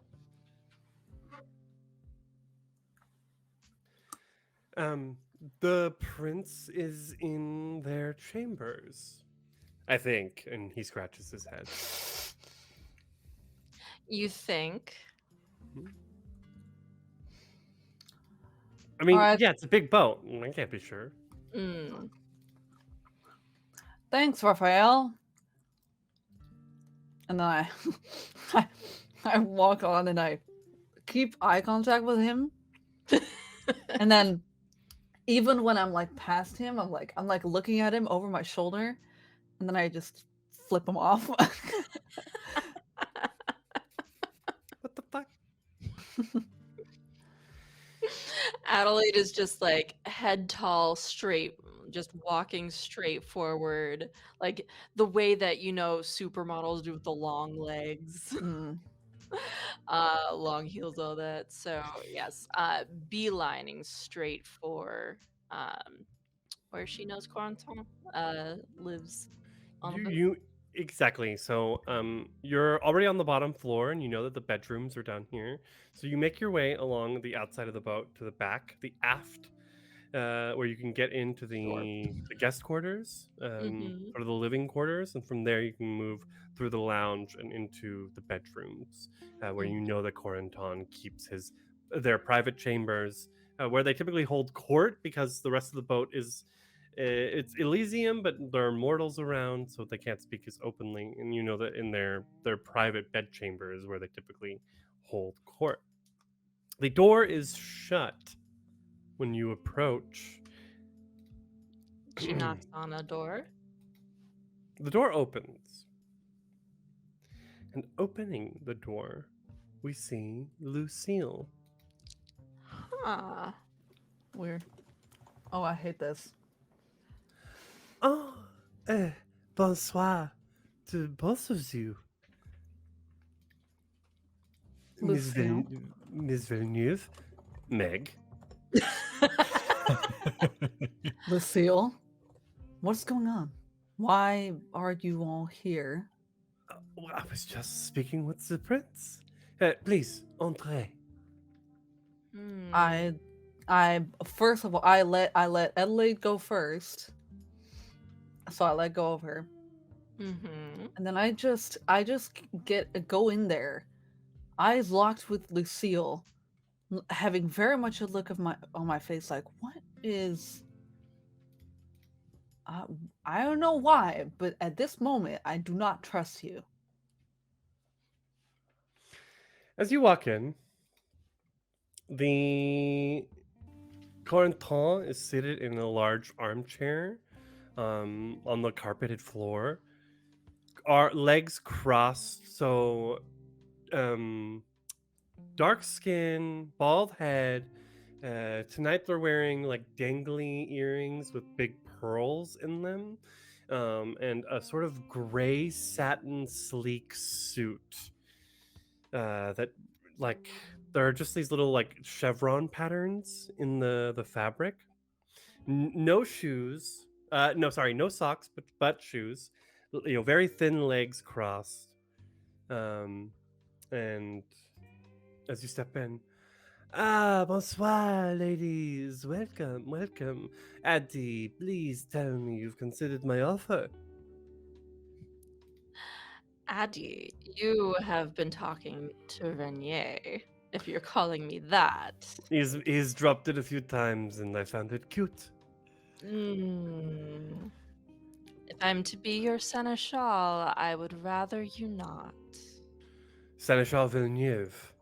Hmm, Do you accept my offer? I do. They stand and like come to you, and they extend a hand out towards you. And you grasp Grab each it. other's hands, and there's like a Mhm. firm, it's not like a shake, it's just like a holding Mhm. and staring into one another's eyes. Is this moment of sort of like acknowledgement. Then so be it. He turns to the rest of the group. From here on out, Adelaide Villeneuve is Seneschal of Nice, is my second in command. Receives orders only from me, gives orders to all. I have absolute faith in your ability.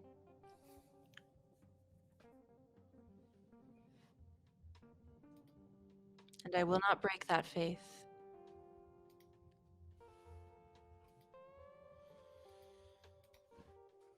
Now that you are all here, we have another important matter.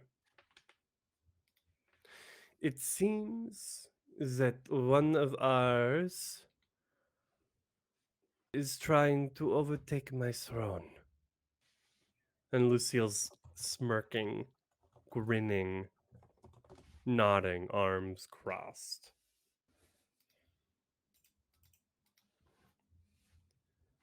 I find it amusing. But I wonder if you have anything to report yourselves, being that you are so close to Maxine. They stare at Meg and Adelaide. We met briefly earlier, maybe in the past hour, and he did say that he was bringing in someone tonight. I don't have more details than that. He didn't give me a name.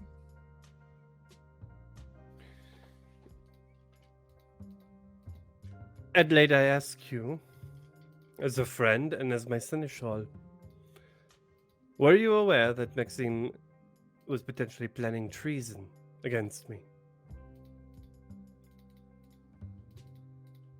He did tell her, right? Yeah, yeah.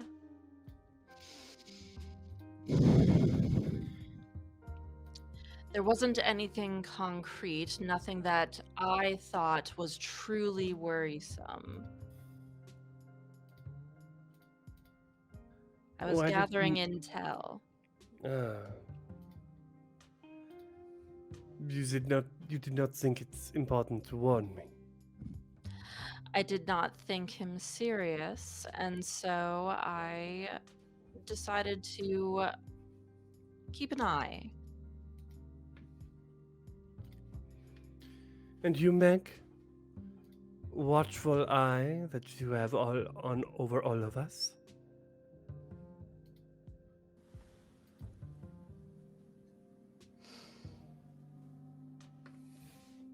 Whatever I see goes to the pack.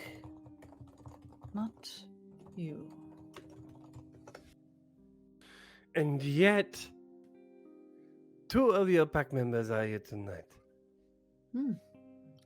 As I've seen. And they have not said anything. Lucille, do you and Raphael know anything that Meg knows or has not told you?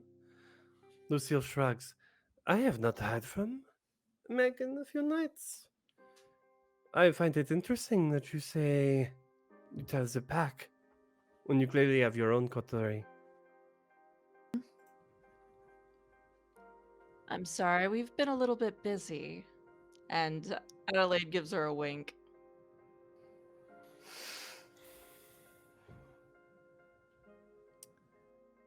Maxime, you can't be too far behind. So I'm not. there's like a sort of nodding, and we head back outside. Yeah, As so you- do me one favor and save me from this hell. As you approach, Raphael is standing there. Halt! He says. Who approaches the gangplank? Oh my god. I hate him. Maxime is standing there, has his coat on, and under his arms he holds a package, something bundled in paper and cardboard. And he looks at Raphael, at the little play he puts on. The sheriff approaches. Is Corentin in? Corentin is in their chambers, he says. Then I will go there, if I am allowed to pass. The sheriff of Nice, of course, is allowed to pass. He smiles. I step by Raphael, but I stop next to him. Glance. And then just walk on, just inside my head, pondering what the heck Raphael is doing here. As you walk around to the side of the ship, sort of this dark passageway, along, like with a railing along the water. I mean, you could reach out and touch other ships next to you. Behind you, we see the suit going. Something's wrong. That guy, he knew something. He absolutely does. You want me to go ahead? You can do that? Yeah, of course. Go fucking walk through walls. I need to know who's in with Corentin. You'll probably see some of my companions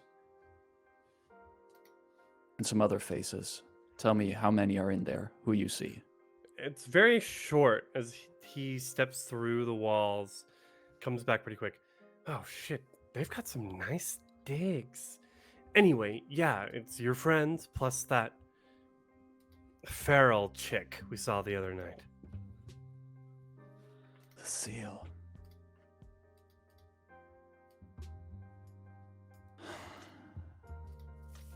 Thank you.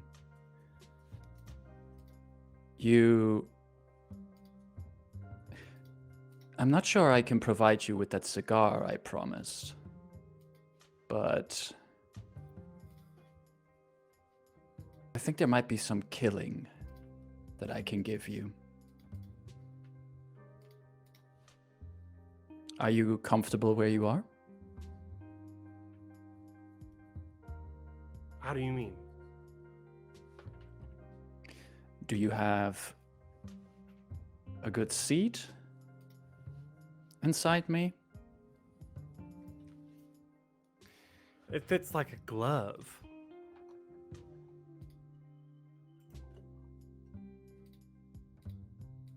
Do you think you can do that thing again that you did when Megara had that conversation? Where you made the axe come over to my hand? That's just the beginning of what I can do, buddy. That makes me feel a little bit safer. And got I walk towards the door of the aft where the rest is, and I just push open the door. I don't even knock. I just push in, step in there. First, just quickly glance at Adelaide and Megara, and just really quickly throw Lucille a glance that she can interpret however she wants. And then I look towards Corentin. My liege. I do a deep bow.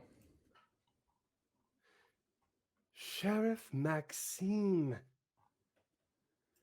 the man of the hour.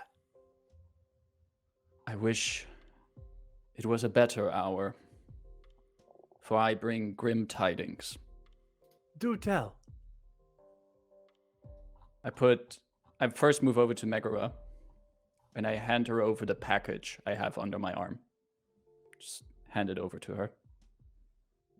Now, you would feel that it's heavy. Maybe not for Megara, but for Maxime it's heavy.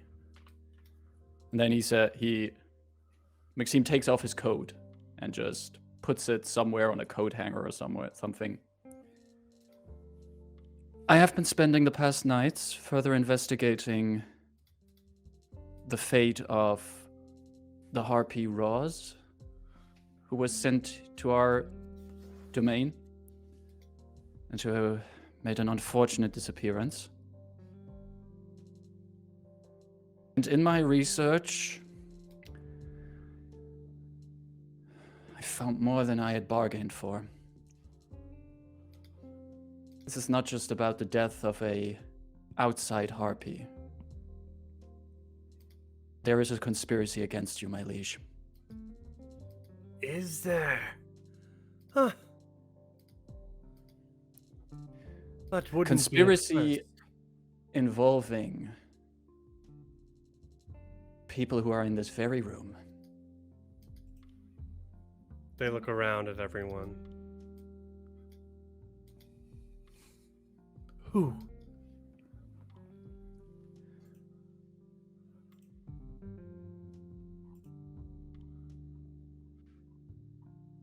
I'm afraid that would be me, my liege. So forward.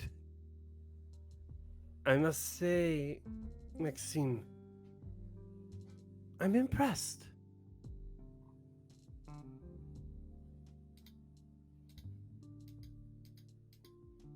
Impressed by my honesty? They nod. Lucille is a little like, her eyes are wide, her brow is furrowed. She's looking at everyone like, huh, wait, what? Confused. Your honesty, yes. I did not expect that. I assumed you would be coming in here and trying to place the blame on Lucille, as she tried to do to you. I Lucille's look over like, at Lucy. she's like, but Prince Contant, it's true. He was speaking of. I go, shut it, Lucille. Make a intimidate plus charisma, please. I would love that. Go! Intimidation. Charisma. Adelaide's just there glaring at her, tapping her very tall heel. Would I get a bonus for my menacing trait? Yes. Let's go. So that's 1 extra dice? Mhm. One extra.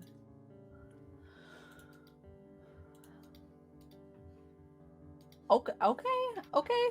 That's 4 successes. Lucille shuts it. But, there's a low growl. Well, my liege, Lucille might also be conspiring against you. There might be others who are conspiring against you, because, quite frankly, it is too easy to do so. You sit in this office of princedom here in Nice, a city that has had a harpy from a foreign domain come to see as if we can keep the Masquerade, as if we can represent the Ivory Tower, as if we are children. And when she vanished, you lifted me to the office of sheriff, had me run around the domain to keep it safe while you did not move a single of your manicured fingers. The only virtuous thing to do to uphold the Masquerade, the only right thing to do to make sure the Ivory Tower stands tall on the Côte d'Azur, was to conspire against you, my liege.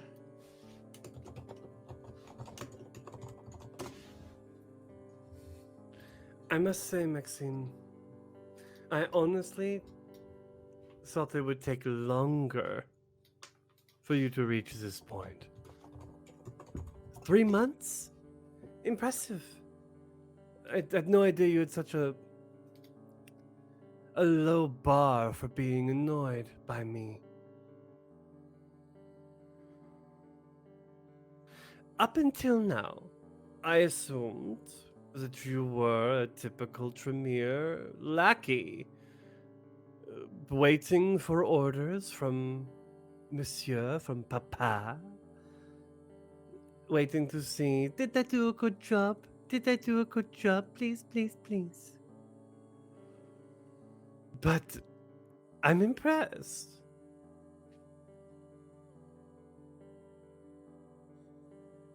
They stand up. I would be honored by compliments from like that if they came from anyone but you.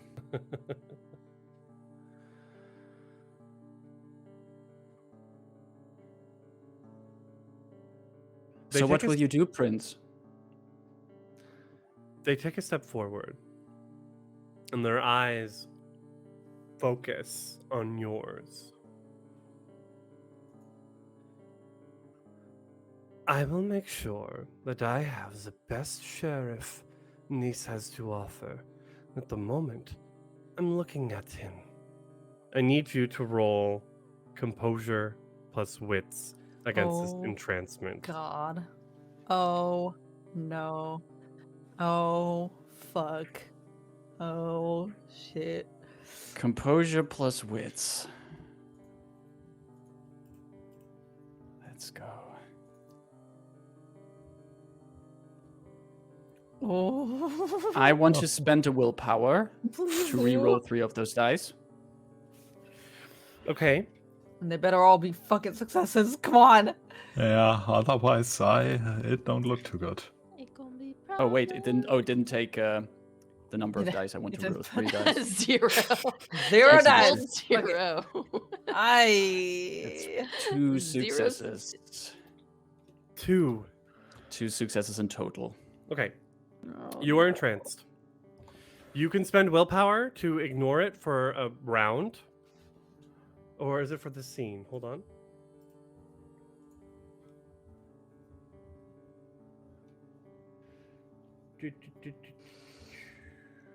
I mean, no. So it's lasting. You actually can't even. Yeah. It's lasting 1 hour plus 1 per point of margin. You got 2 successes. 2 successes, yeah. This is gonna last for 6 hours then. Oh my god.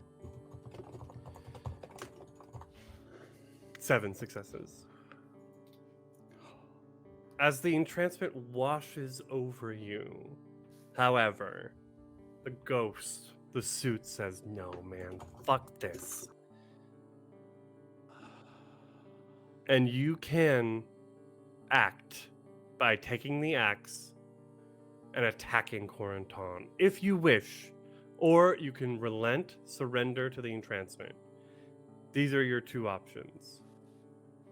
I feel like this, just as a callback, on the very first session of this chronicle, this was the shit that Corentin pulled on Maxime as well. Like, he also did this to Maxime. You didn't have a ghost in your body back then. Exactly. And there is this anger in the Tremere now. Megara holds the package I gave her. I slowly raise one arm directed at the package. And I just whisper in my mind, let's do this.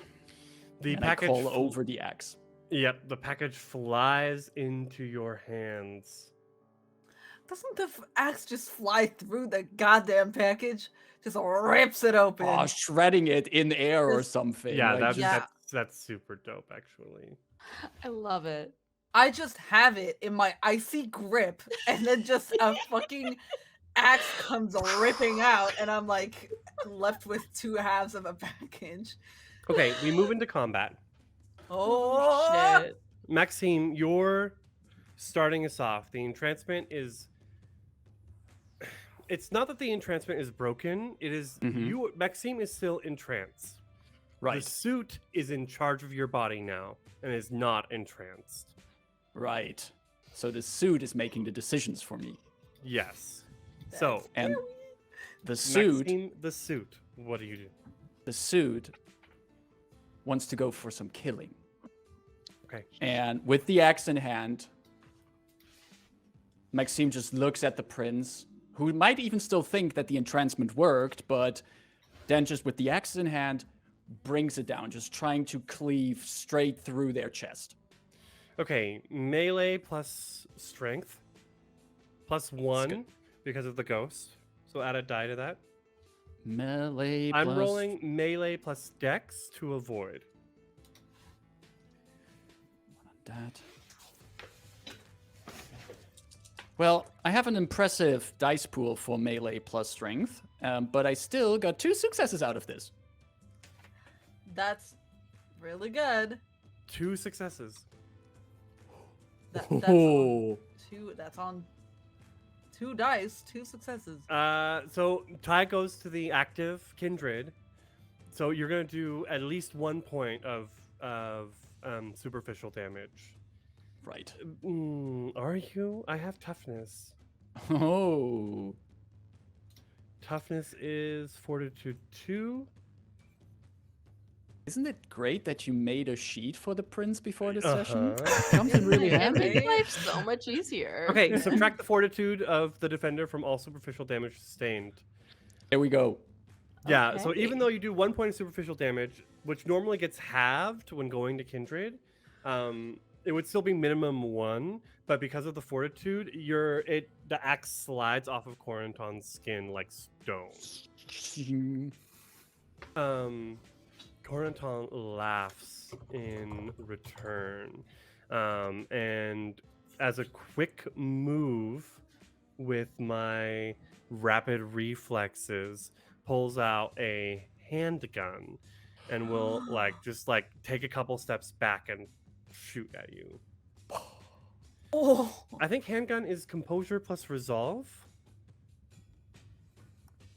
I was Like- looking this up earlier. To shoot with the gun? Yes. wouldn't it be some kind of strength? There's firearms. There's the Yeah, firearms. there's skill. firearms. I was Oh, just yes. looking that up. So it's firearms plus composure. Because Composure. it's about keeping still in this. Right, Oh, exactly. I Yeah. see. Yeah. Thank you. And I've got a specialty in handguns. 1, 2, Oh, 3, yes, of course you do. God. 4, 5, 6. What doesn't Corentin have? Yeah. I mean, they are a Jesus. prince. You I- don't yeah, become prince exactly. by being a They're- pushover. Yeah. Okay, so I need you to roll let's say dex plus athletics to dodge.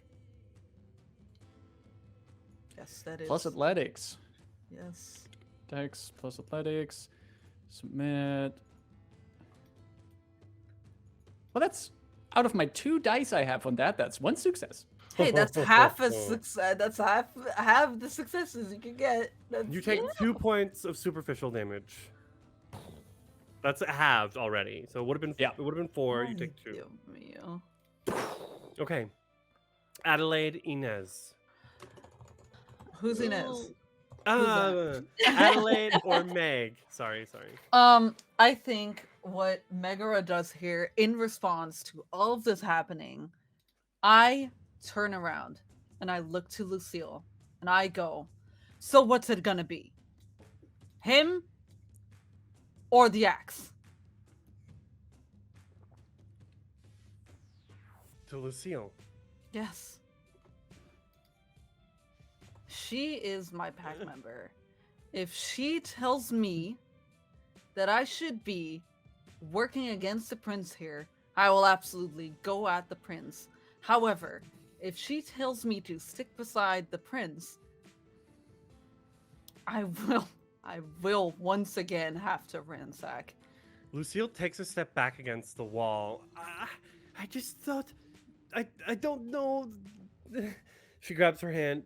All of this, I thought I could play something together.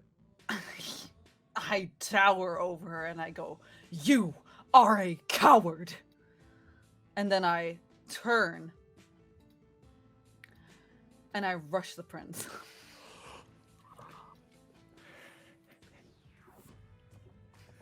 How are you rushing? Are you grappling? I am fist out. I am going to punch. All right. I'm Brawl going and to strength. one please. punch man. I don't have any brawl, so I'm just rolling dex to avoid this. I have a specialty. It's called fisticuffs. Okay. So brawl and Of strength. course you do. Why not? You know, it's like hello. On my brawl, so fisticuffs gives me a +1 to the die. Yep. I have no brawl, no potence. What is that? The toughness is gonna help though. I would like to spend a willpower. Okay. That's so Wow. bad. That is so bad. Jesus. Those are a lot of dice, by the way, but Yeah. that's very bad. How many That successes? is indeed. 4. Okay. Ew. 3 gross. more. So first off, 2 points of fortitude means 2 points of superficial. They take 1 point of superficial damage from this. All right. Ah, that Adelaide. fortitude. Is very frozen at this moment. Because it is the prince that she is a friend to and cares for deeply versus her girlfriend and her coterie member who she also cares for deeply. Oh god. And she's not the strongest, but she's gonna try to break them up, I guess. Would you like to try using? You can do. You don't have to do anything physical. You could try social, and like convince them. Oh god. Presence or something, maybe. Mm-hmm.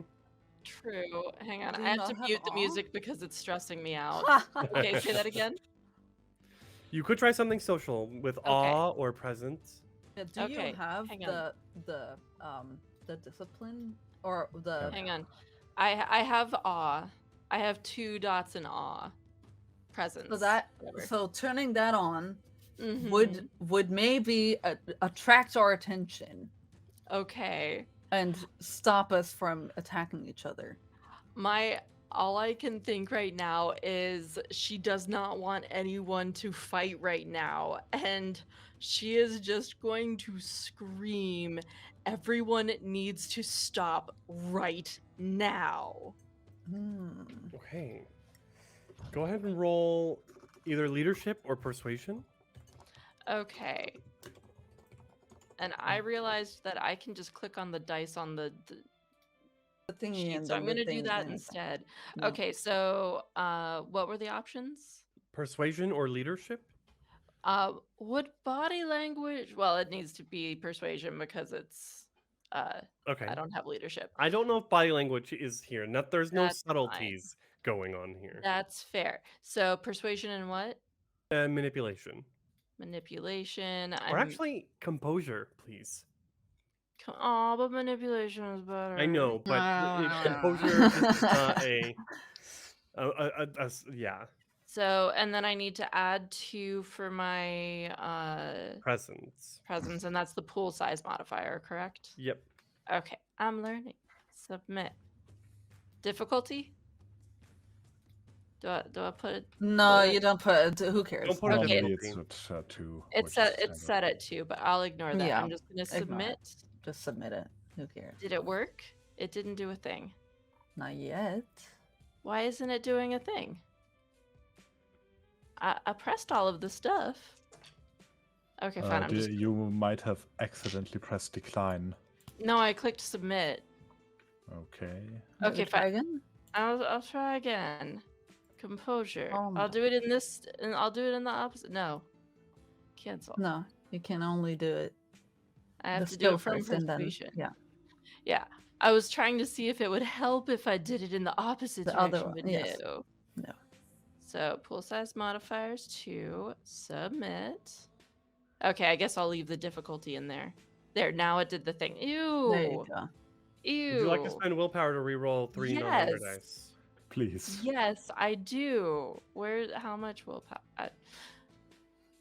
So I click willpower reroll. Mhm. So rerolling 3, 3. submit, submit. I got one more. 3 successes. Okay, Oof. that was enough for Corentin Okay. to back down.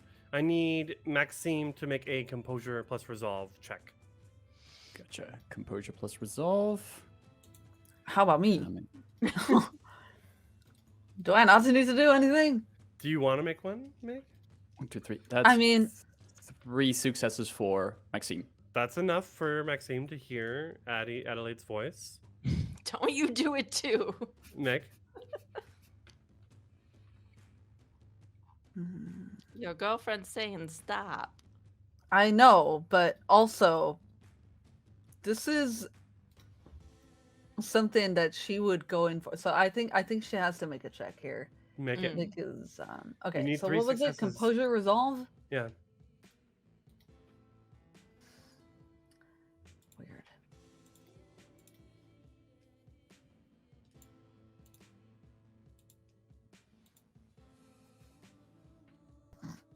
Three successes. 3, No. 2 successes. 2 successes. 2. Okay. Meg continues, unless you want to use willpower to reroll 2 of those non-hunger die. I mean, it's PvP. This is like PvP, right? So you can't willpower on PvP. So Oh. so okay. I legally, for legal reasons, I cannot. Okay. Then So I keep going, I guess. we keep going. Corentin is like taking a step back, trying to, but then Meg, you're right on top of them. What do you do? I try and beat the shit out of him. I try and beat the shit out of him. Them. Okay. Oh, okay. Brawl Strength strength. plus brawl. Fisticuffs. Yeah, I'm not any good at fucking brawl. I'm plenty good at dex, at melee, but they are not good at brawl. That is. Uh-oh. Uh-oh. Oh no. Uh-oh. That's a messy crit. Oh no. Oh, here we go. We're looking at Uh-oh. 1, 2, 3, 4, 5, 6, 7 successes. Okay, how do we want to do this? So that hurts, first of all. So it hurts. You have plenty of. If you want to use your willpower, you can do extra damage. You could Oh. do extra damage. Oh, please. No. My prince. My girlfriend. Oh. Oh, 9 successes. So okay, you're doing 8 minus 2 for fortitude is 6. You're doing 3 points of superficial damage. So they should be fine now. Corentin's got a busted lip at this point as you and like get on top of them, shoving them down to the ground. They throw their hands up. No, stop it, get off. Maxime, what do you do? The suit is still in control, right? Yes. But Megara is on top of the prince. So the prince is on the ground. Mhm. With uncharacteristically wide strides, Maxime steps towards the prince, stands next to Megara, and he just looks at the prince and gives Megara the axe. And just looks at the prince, and that's it. Adelaide, what are you doing? She's gonna try to rip Meg off of the prince, which is probably not going to be very successful, but she's going to try and also say, Meg, please don't do this, as she like pulls at her. Opposed, brawl, and strength checks. This is gonna be terrible, but it's what This is she gonna would be do. very terrible. I'm so sorry. I would have not. melee. I would not use fisticuffs against her. I would not. I have melee, I don't have brawl. Well, hold on. Can we hold on? Because the words that she says might be getting to her more than like trying to pull her off. If Adelaide gives me a really good case as to why I should not decapitate the prince right now, then she might actually step back. You've still got awe on, so you're adding 2 Yes. to your checks. Oh, yes. Okay. If you want to do present stuff, Mm-hmm. do you want to say something? So maybe ripping me off of him, because that's gonna fail. Yeah. Period. Oh, yeah. You're not I gonna have get 2 me off of strength. them. Off of them. Yes. You're not 2 gonna get me strength off and no of them. brawl. I have 5 brawl and 4 strength. There's nothing you I'm so sorry. I mean, you could fail all of them. You never Well, know. yes, you're absolutely right. However, I think that pleading a case here and Megara really liking you, like Mhm. like loving you, Mhm. might do more than forcefully trying to get him to stop. Why? Why do you want me to stop killing the prince?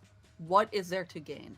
Because in this moment, Megara in her head is like, if he's dead, we have Mr. Maxime here saved, and also we have a in for our pack who might then take control. Those are 2 good things. Give me something in return.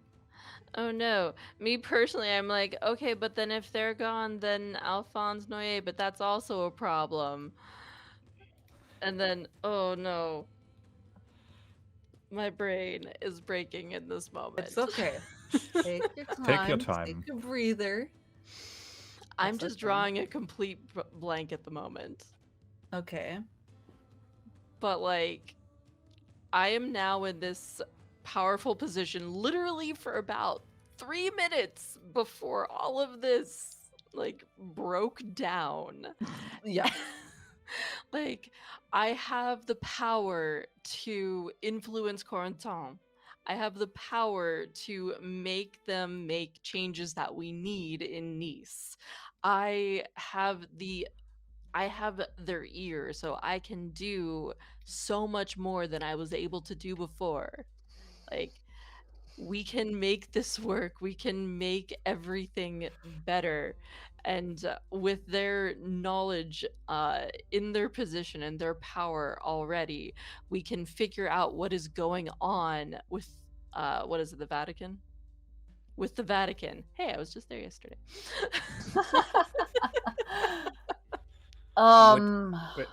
Would Adelaide maybe like say something like that? Like that Yeah. would be the gist of what she's saying. I mean, we don't Basically, have to yes. like role play it out what she's saying, but I think Mhm. what you're describing here would be a very good gist of Yeah. something that she's Yeah. trying to tell Megara to have her get off of this. But then Megara's entire interior dialogue is like, if we have the power, we can do all these things. We don't need anyone else. Yes, but you know that Adelaide cares about Corentin almost as strongly as she does for the coterie. And you would make her suffer if you killed Corentin. But what will become of Maxime? So let's do some dice rolls. Okay. God. So persuasion and manipulation. Manipulation this time. We did composure Okay. last time because you were screaming, Absolutely. but you're Yes. definitely trying to manipulate her. Okay, and then I add the 2 from my awe, Yes. and then What do I contest this with? Ooh. I got 6 successes. Oh no, it's a messy critical though. Oh, no. Oh god. Also, Oh, my no. thing was also a messy critical, by the way. We did not describe Ooh. that.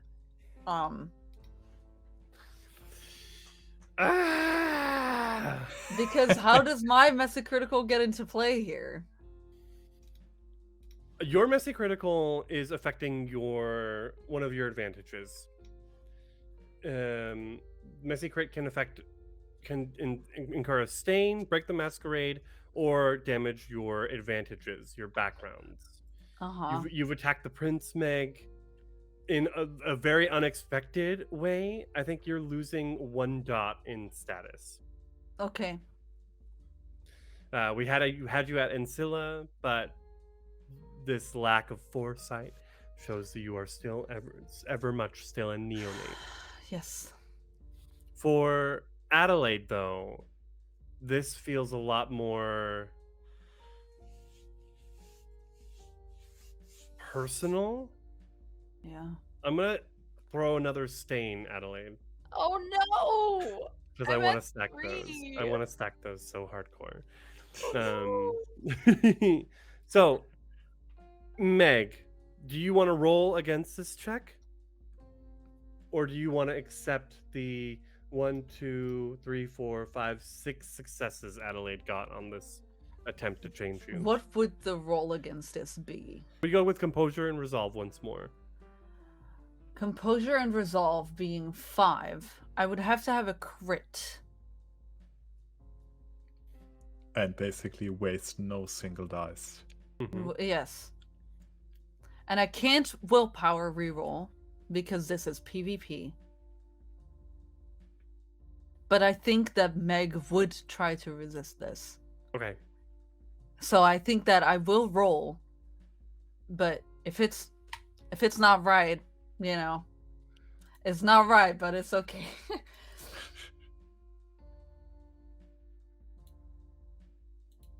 Here we go. Whoa. 4 successes. I mean, it's close. It sure is. But no dice.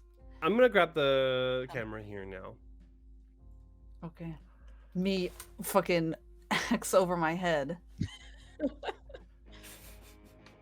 Meg's axe over the head. Adelaide is begging her not to do this. Maxime is standing, watching, waiting. Lucille's crying in the corner. There are shouts from the rest of the boat, gunshots. And Raphael the owl comes smashing through the window, screaming, and flies right back out. There are armed people on board in masks and body gear. And the 5 of you, 1, 2, 3, 4, 5 of you, begin making your escape as the entity, the Second Inquisition, has crashed into the Prince's Oh. compromised haven. Oh my god. What? 2 of you are well trained on the escape routes of this Yes. boat. The sheriff and the seneschal specifically. So you are able to quickly open up the hatch in the floor here that leads down to like a secret boat, like a raft that's always available and ready to go. And the 5 of you pile into this boat. Corentin with, bloody, with split lip, sort of like holding their face. This weird truce that's occurred now. Ooh. Their hand, Corentin's hand, is gripping Adelaide's, though. There's this they give you a look like, thank you. As far as the other 3, yet to be. I think it's a one side of the boat and the other side. You It's think like so? Okay. I think it's the front where Ooh. Corentin and Adelaide are, and I think Lucille's in the middle because she's a fucking coward piece of shit. And then Somewhat naughty. exactly, and then at the back of the boat, I think it's Maxime and Meg. And I have this axe gripped in my hand still, and while we go, I drop the axe to the floor of the boat. We're in the water. Maybe I think that's actually, yes, in the water. sinks into the water. And with that, the suit also leaves Maxime's body. Oh. And Okay. I really quickly, one last little detail I want to give. Lucille is in the boat with Adelaide and Corentin. I take Maxime's hand. That's where I'll leave it. As the 5 people here, the kindred, make their escape, the camera zooms up, and out. We catch one last glimpse. Rainier. Rainier is standing just outside the city border of Nice, looking at, the lights, pretty much everything, standing next to his good car, the Aston Martin. If he could smoke, if it wouldn't send terrors down his spine to be near flame, he would probably smoke. But the way it is, he just looks at the city, shakes his head. Almost makes me melancholic to go. Man, I hope they survive. And he just takes a good minute to ponder what happened, to ponder what he's gonna do now. I'll figure it out. I always do. And with that, he wants to get into the car and drive off into the proverbial sunset. And the credits begin to roll. Oh my god. Preview. Wow. Chris. Why are you doing this? What? I mean, I felt like that. Fuck. I feel like that was probably like the most obvious part that they would. No. No, Oh. no, What? no, it was not. Oh Hello? my. Yeah, I mean, the No. prince had nightly parties on their yacht. The entity had a really easy time of infiltrating and Of compromising. course. Yes. And of course, I I mean, should have known that they were fucking listening. Oh. It's This- not thi- like Rainier didn't warn you. Yeah, No, you this was the Chekhov's gun that was there, and it was loaded multiple times in front of our Yes, eyes, and then at the end, absolutely. bam! It's, Yep. Mm-hmm. oh, Yup. That So, moment you gave Megara the axe, oh my god. You are insane. there were so many pieces falling into unexpected places in that final scene. Seriously. Yikes! That Well- was pretty fun. well, Well, Who- it's over. it's You know, it's when- over now. When Raphael was there at the entrance of the boat, it was all like, something is very fishy here. Something is very, very Yeah. weird here. So I'll tell you, Lucille obviously was making a power play and pulled Absolutely. Raphael in. I think that power play is still in action, Yeah. Mhm. especially like because of Meg's actions. Maybe Lucille will start sucking up to Adelaide now. Who knows where that's gonna go. The pack is definitely, there's some splitting happening there for sure. And that is, Um, ooh, that is bad. Splitting of the pack? Mm-hmm. A pack of wolves? How they don't split. They don't. So what? You know, Renya, no one would hold it against you if you find a nice new coterie somewhere else, because Yeah, this exactly. shit is Honestly, yeah. fucked. No one You know, would the hold it problem against is that, how should I put this? To Rainier, the coterie are idiots, but they are his idiots. Yeah, Mm-hmm. that's so Mhm. cute. Yeah, you're the only one who got out intact, basically. Yes. Mhm. Well, I was gonna say Unscathed. alive, but technically no. Unscathed. Unalive? Let's say that. We're on Let's- an emergency boat with the prince now. No. Yes. And wow. No, but Yeah. wow. Just wow. This Yeah. So Yeah, seriously. amazing. Uh-huh. Amazing. Wow. It's weird that it's over already, our first Yes. season. Oh It's my very, goodness. very weird. Weird, How but did that happen? I hope we Yeah, will how Very did return. that quickly. work? Yeah. You know, what I really love, I've said this before, is none of this. Yeah, Corenton's my character basically, but the way that the relationship map built up around them is all your fault. It's you Hey. like Don't blame us. I just You're started making welcome. connections, and I think that is one of my favorite parts about about V5 is the relationship map. I think it's VTM relationships. Mm. I knew I was doing some Ah, relationships. there we go. There we go. Um, but yeah, so Crazy. I This wasn't is sure. I knew I wanted to try to entrance Maxime again because it worked Mhm. so well last time, and like Mhm. Corenton doesn't know that he has a ghost with him that can Absolutely. avoid that. But without the ghost, it would have just been, haha, good job, Maxime. Now go back to your like pet sheriff position, and we can Haha, good job, all. pet. Good pets. Get out of here. Yeah, Mhm. that was also like a nice way to rub it in, like that the sheriff position was just like a way to keep Maxime somehow busy or Yeah, like pleased with calm. some. Yeah. Yeah, like give Mm. give him a feeling of like, you have a nice position and everything. Especially with the fact that Adelaide then got the position of seneschal.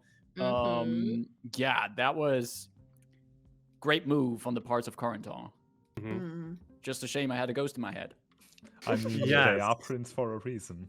Exactly, Mhm. exactly. And if that ghost wouldn't have fucking interfered, I wouldn't have done anything. I Yeah. would not have done a Ah. thing. Yeah. If the ghost didn't fucking attack, I saw him attack. I was like, you know what? Seems like a good idea. You?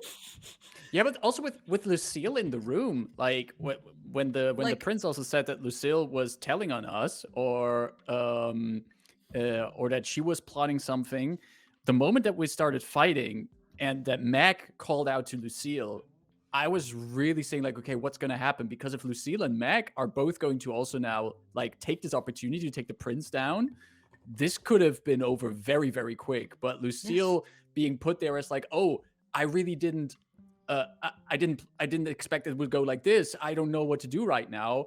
That was also an interesting turn there. Yeah. Because then it was up to Meg to take it into her own hands. Yeah, did not expect Meg to fight the prince. Neither did I. Because she really fucking likes Maxime. Mm. That's all. She really fucking likes Maxime, even though he's fucking idiotic Mhm. and did some absolute batshit things.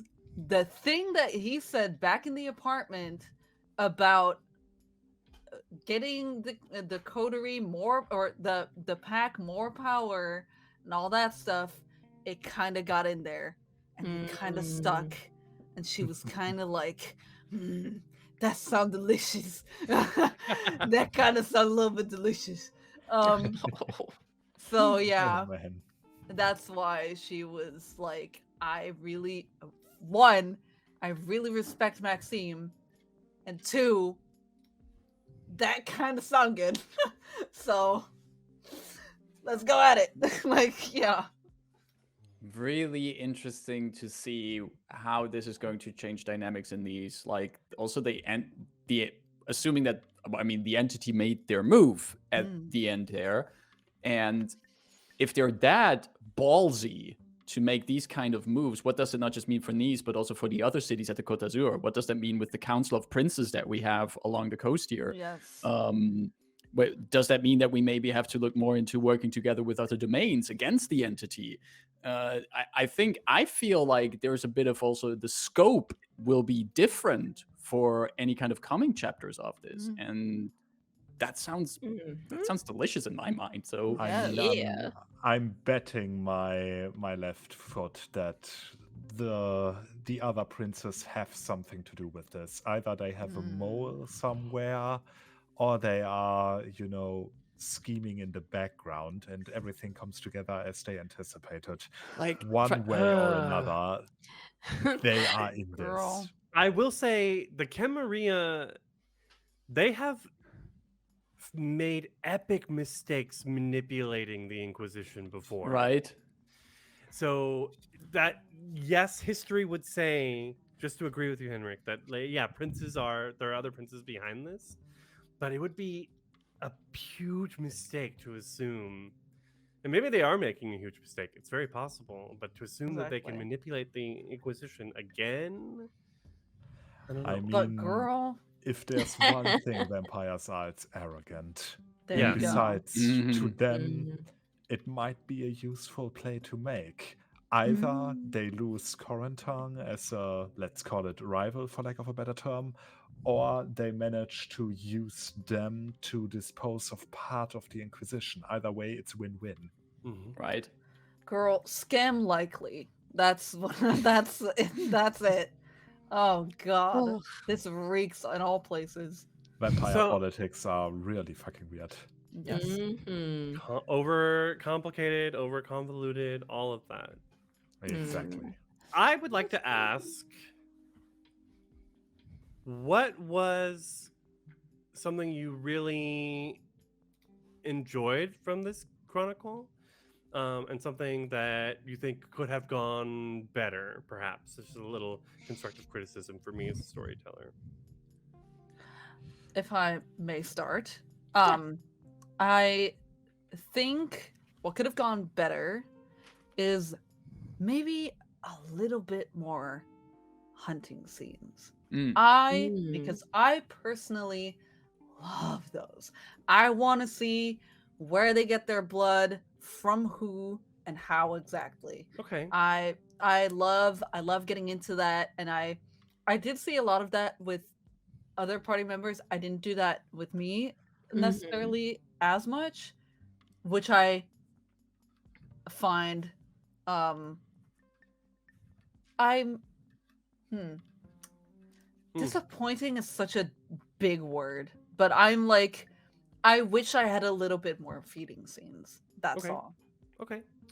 And a thing I've really enjoyed is, well, first of all, I really enjoyed or still do, the relationship that Adelaide and Meg had. Yeah. It was really like, because in the last flight we kind of established that we were going dating and all that stuff, but having actual relationship here, as I've heard from other coterie members before, it's that it's a little bit sweet next to the sour.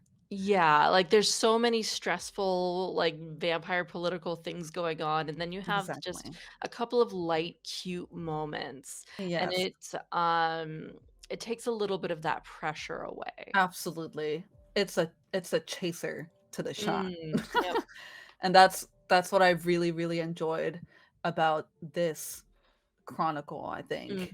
For me personally. Of course, like the whole dynamic with the group and like the relationship we formed with each other, those were really, really cool. But that in specific, I really, really enjoyed.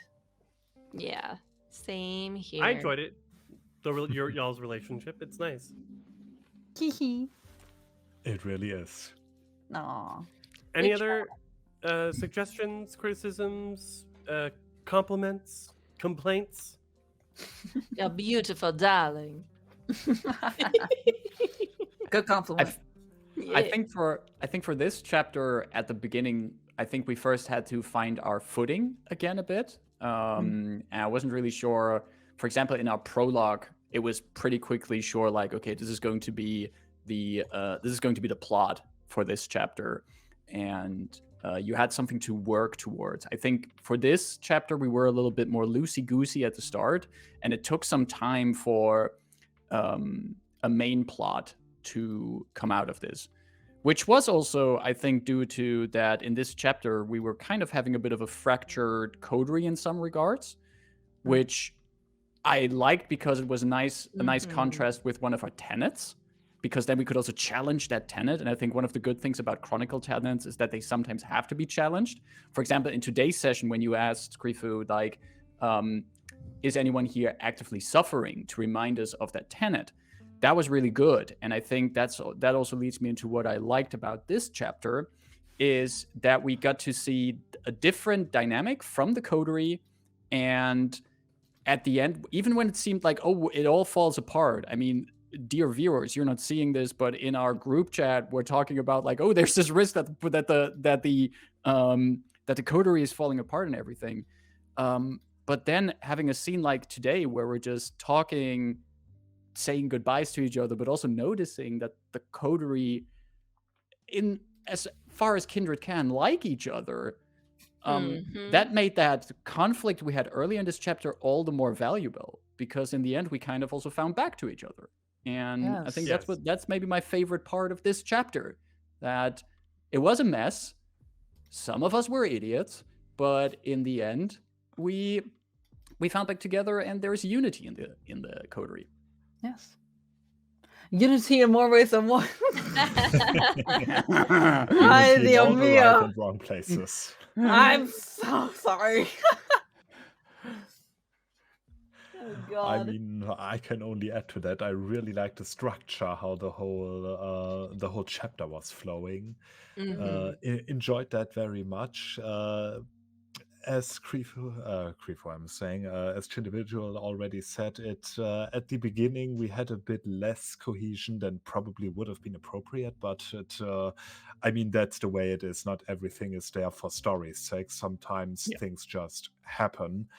And in that case, it really drove forward the plot about us, about the coterie, maybe splitting up, maybe not. Will they, won't they?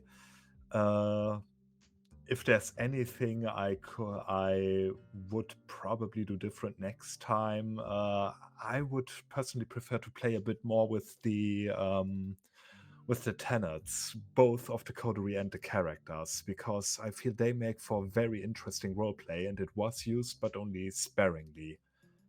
So not every session needs that, obviously, but sometimes I think it warrants some use. I like that. I think because we only, it was only after the last session that we started talking about, hey, are the chronicle tenets here being upheld? But I haven't even looked at like individual tenets. If you think you're Yeah. upholding your individual stuff, I'm I gonna don't look even at know. mine.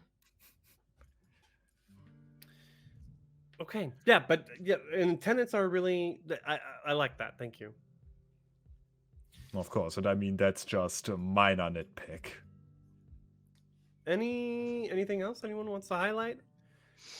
I really liked our like when we were off and just like having to chat preparing for the next. I loved having kind of a structure and like figuring out what we were going to be doing in the next session, because it wasn't just a going in blind. It was okay, we know that we're going to do XYZ things, and like roughly where the pieces are going to fit in. And so we each got our moments to shine in the sessions. Especially I feel like this one, it was very tightly structured while still like we had no clue what was going to happen. I'm glad. I feel I like there's definitely more loose ends that we haven't wrapped up, but there wasn't enough. I feel like where we were like, okay, here's a beat, here's a beat, here's a beat. Things are coming to an end. If that makes sense. I admit I was definitely waiting for Marcus to say, hey, I want to have a one-on-one with Adelaide too.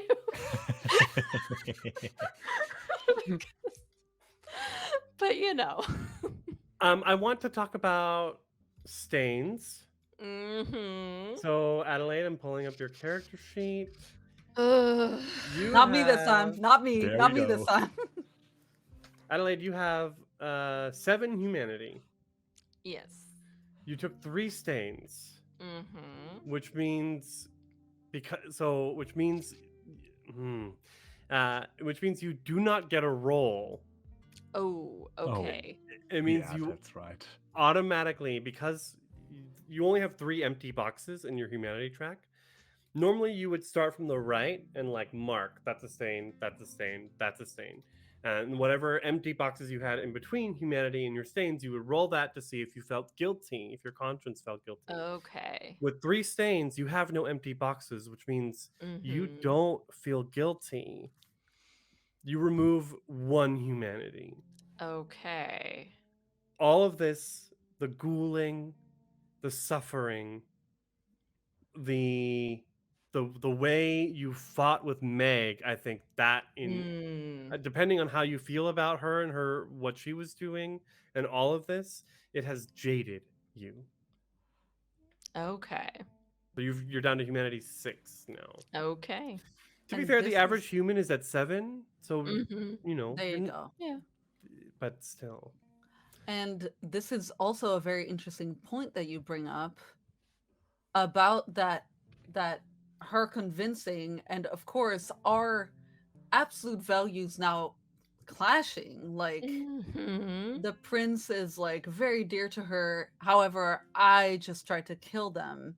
Mhm.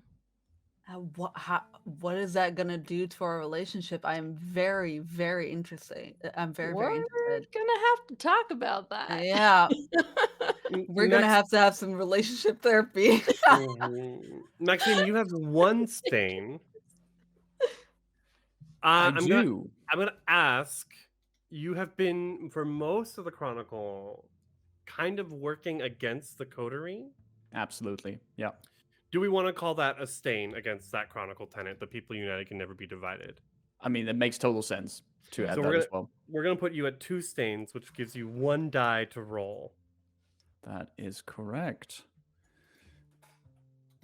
No further stains that we can think of? Nothing else that we want to put on top of that? I don't think so. I All right. think so. I You, think Not for the you want us moment. to just add more misery and pain? But I Oh. failed, so Oh. my humanity also goes down to 6. Okay. Are we like all at humanity 6 Um, except for I mean, this also within the events of this chapter, it makes total sense, that loss of Yeah, it humanity. really, really does. I mean, it even makes sense that Renier doesn't lose it because he's just doing what he's always been done, being an Yeah, asshole. Exactly. Mhm. however oh no, I'm a humanity 7. What? You're more Oh. human than Makes sense, yeah. Adelaide. I mean, the thing is, in Vampire 5, it's not about being a good person necessarily. It just means that you know what it means to be human. Yes, Yeah. Mhm. exactly. And I'm absolutely. gonna say that much. One of Renier's tenets is not nice. Does not Um, surprise me in the slightest. So he's not necessarily a good human, but he knows what being human is about Mhm. for him, and he's very much in tune with that. Yes. Yeah. What else? Any more housekeeping? Go ahead and take 5 experience points just in case. Oh, Okay. wow. Yes. So what's our total be now? nice. I think Anyone our got a total. number? Let me just write that down. I think our 5. total should be 50. Okay. Yep, That's that what it I was is. Ooh, thinking. perfect. Perfect. So. Yay. A nice number, 50. Yeah. That's And yes. we'll start with plugs then and sign offs. Wow. Oh, God. goodness. Oh, I hate this. What am I gonna do for the rest of the year? Oh, What am I gonna do? Not to spoil, but maybe wait for my plug. Oh, Okay. Marcus, kick us off. hello, good times on everyone. I'm Marcus, known online as the Individual, and oh boy, it's been a session. But if you like to see what else I'm up to, I'm usually can be found over at Horde of Tales, twitch.tv/Horde of Tales, where we run a weekly D&D 5e game, Convergence Manifesto, a D&D game set in the beautiful campaign world of Eberron, with fantastic players, really pulpy fantasy action. If you like to see fun characters, also with a nice heaping of romance and action, currently on the high seas, check us out. We're streaming every Tuesday, and you can find us on twitch.tv. And if you want to see what I'm up to, you can find me on Twitter at the Chindividual. And thank you for having me here, and hope to see you soon here with the next chapter. Anya, I think You're you're muted. muted, Anya. God dang it. I was distracted. I'm trying to log into itch so that I can talk about my thing. No, I'm Anya, also known as Lalian Cosplay. I write a lot of TTRPG stuff. I this past week wrote a game I'm forgetting the name of right now, but you play queer pirates with magic, and it uses the caltrop system, so the caltrop core system. So you should totally play it. I literally just published it, and I can't log in and tell you the name, but anyway, it's cool. You should play it and let me know if you like it. And I'm also going to potentially be running something on this channel. yeah. Yeah, so more info on that later. That's it for me for now. Henrik. Well, hi there. I'm Weaver of Worlds, or Der Weltenweber in German, and I'm a pro GM. And since I already teased that, for the time where we will not be playing Vampire, and I sadly have to channel my inner asshole and NFT bro somewhere else, I will be running some paid games in the world of Vampire the Masquerade soonish. So if you want to see that, and if you maybe want to play there, follow me on Twitter to see when that goes up. And I gave you a shout out, so give Henrik a follow at his channel. Thank you very much. Inez. Hi. Hello, everyone. It's me, your friend. Well, today I'm your best friend because this is the last episode, and every last episode I'm your bestest friend because I'm gonna miss you so much. I had so much fun with this one. This was so cool.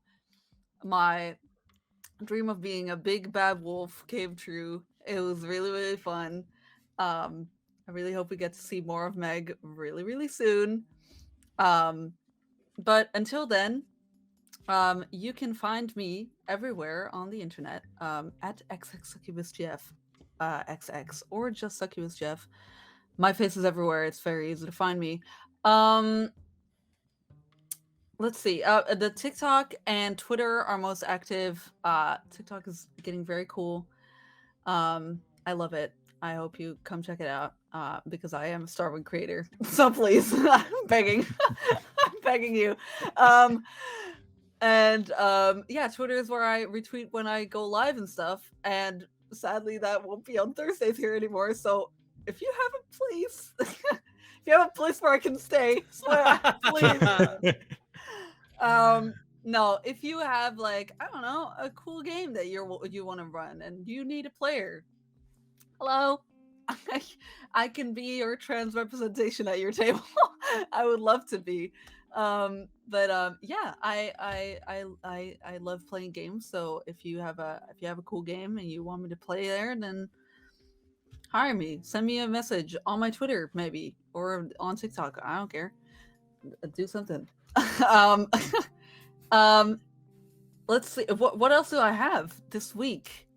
Not this week. Well, Monday. Are we back for Space Looks and Kill on Monday? Yep. We are back for Space Looks and Kill on fucking Monday. I'm so excited. Yeah, we're gonna have a really cool episode. I play Krizith Fenvire, the Dragon Domimami, who is very cool and very silent out of battle, very loud in battle.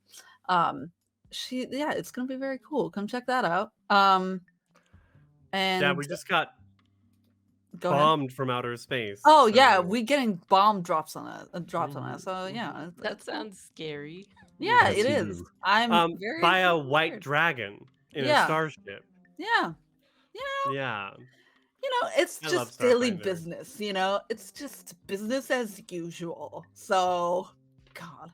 Anyway, and on Wednesdays, not this Wednesday, the Wednesday after, I am going live on the Lightfoot Rogue Twitch channel for the final episode of our Vampire the Masquerade flight called 13, where we will see what happens with Diana, who has become death and is now just ferrying souls into the into the afterlife.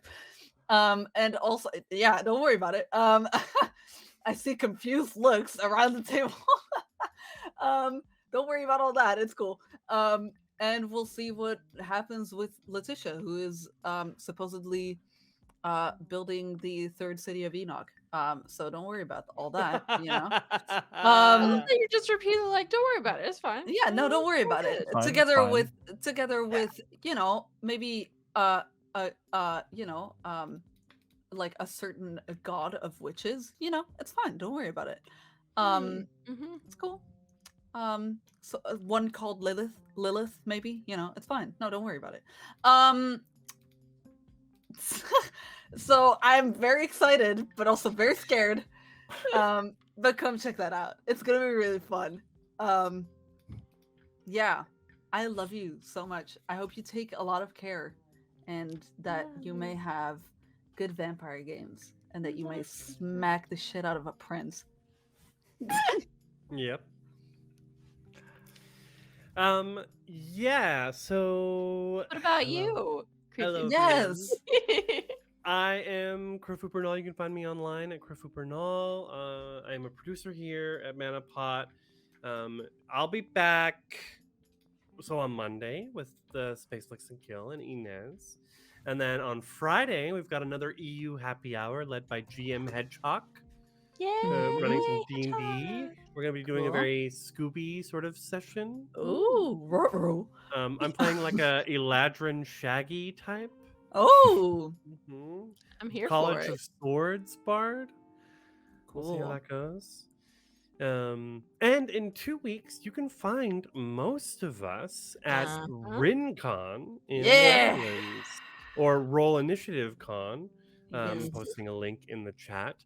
If you end up being there and you see one of us, please come up to us and say hi. Yeah. Yes, please.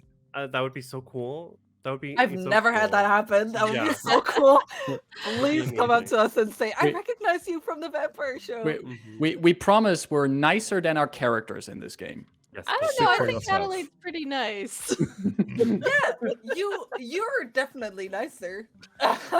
Yes. Thank you. And yeah, keep an eye out for all the great stuff that is on Manapot. Manapot. You can check our calendar and our Discord for upcoming events and games. And stay tuned online. We might have some stuff coming up.